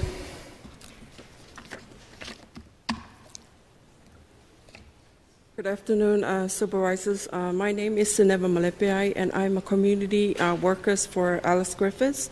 I just have a question here. Who do you guys report to? The question is, who do you guys report to? Thank you. Thank you very much for raising that question. So seeing that there's no more public comment, I'm going to gavel down. Public comment is closed at this time. Colleagues, I don't know if you have any remarks or ideas, or Supervisor Weiner has a few thoughts. Yeah, I just, I'm still very confused about the legal basis for the IC. So I haven't had experience with the IC before. I just know my main experience has been with our system of CACs, where, for example, I work very closely with our Market Octavia CAC, which administers impact fees and doesn't make the final decisions, but makes recommendations to the, I believe, the Planning Commission. And the CAC members for Market Octavia, each seat has a certain requirement. Someone has to be, whether it's a resident or a small business owner or whatever the case may be. And the Board of Supervisors appoints them every, I think it's 2 years. They are accountable to us. We can not reappoint them, for example, if they're not performing. And we, in fact, a few years ago made some changes on the Market Octavia CAC. Their decisions, it's a very public process. It's subject to the Brown Act. They ultimately make recommendations typically to the Planning Commission, which usually will defer to their recommendations on how to spend impact fees. But it's very public and transparent and very clear what has to be done.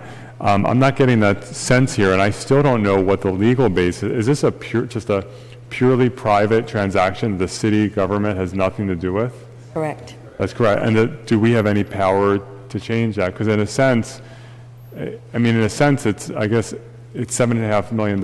It's sort of public money. It's sort of not, I guess. I mean, it's a public, It's not public money. So we have no power to do anything in terms of, It's a fundraiser. But it was privately negotiated in connection with a public development agreement, and it had something to do with the approval of it.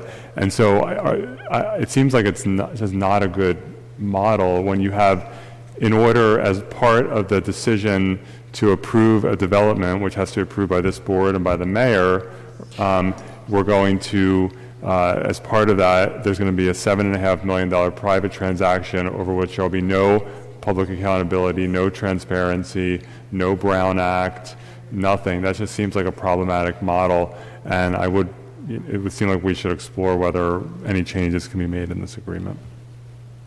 Okay, thank you very much, Supervisor Weiner. I appreciate that. Certainly, we're going to be figuring out the legal questions that you have raised.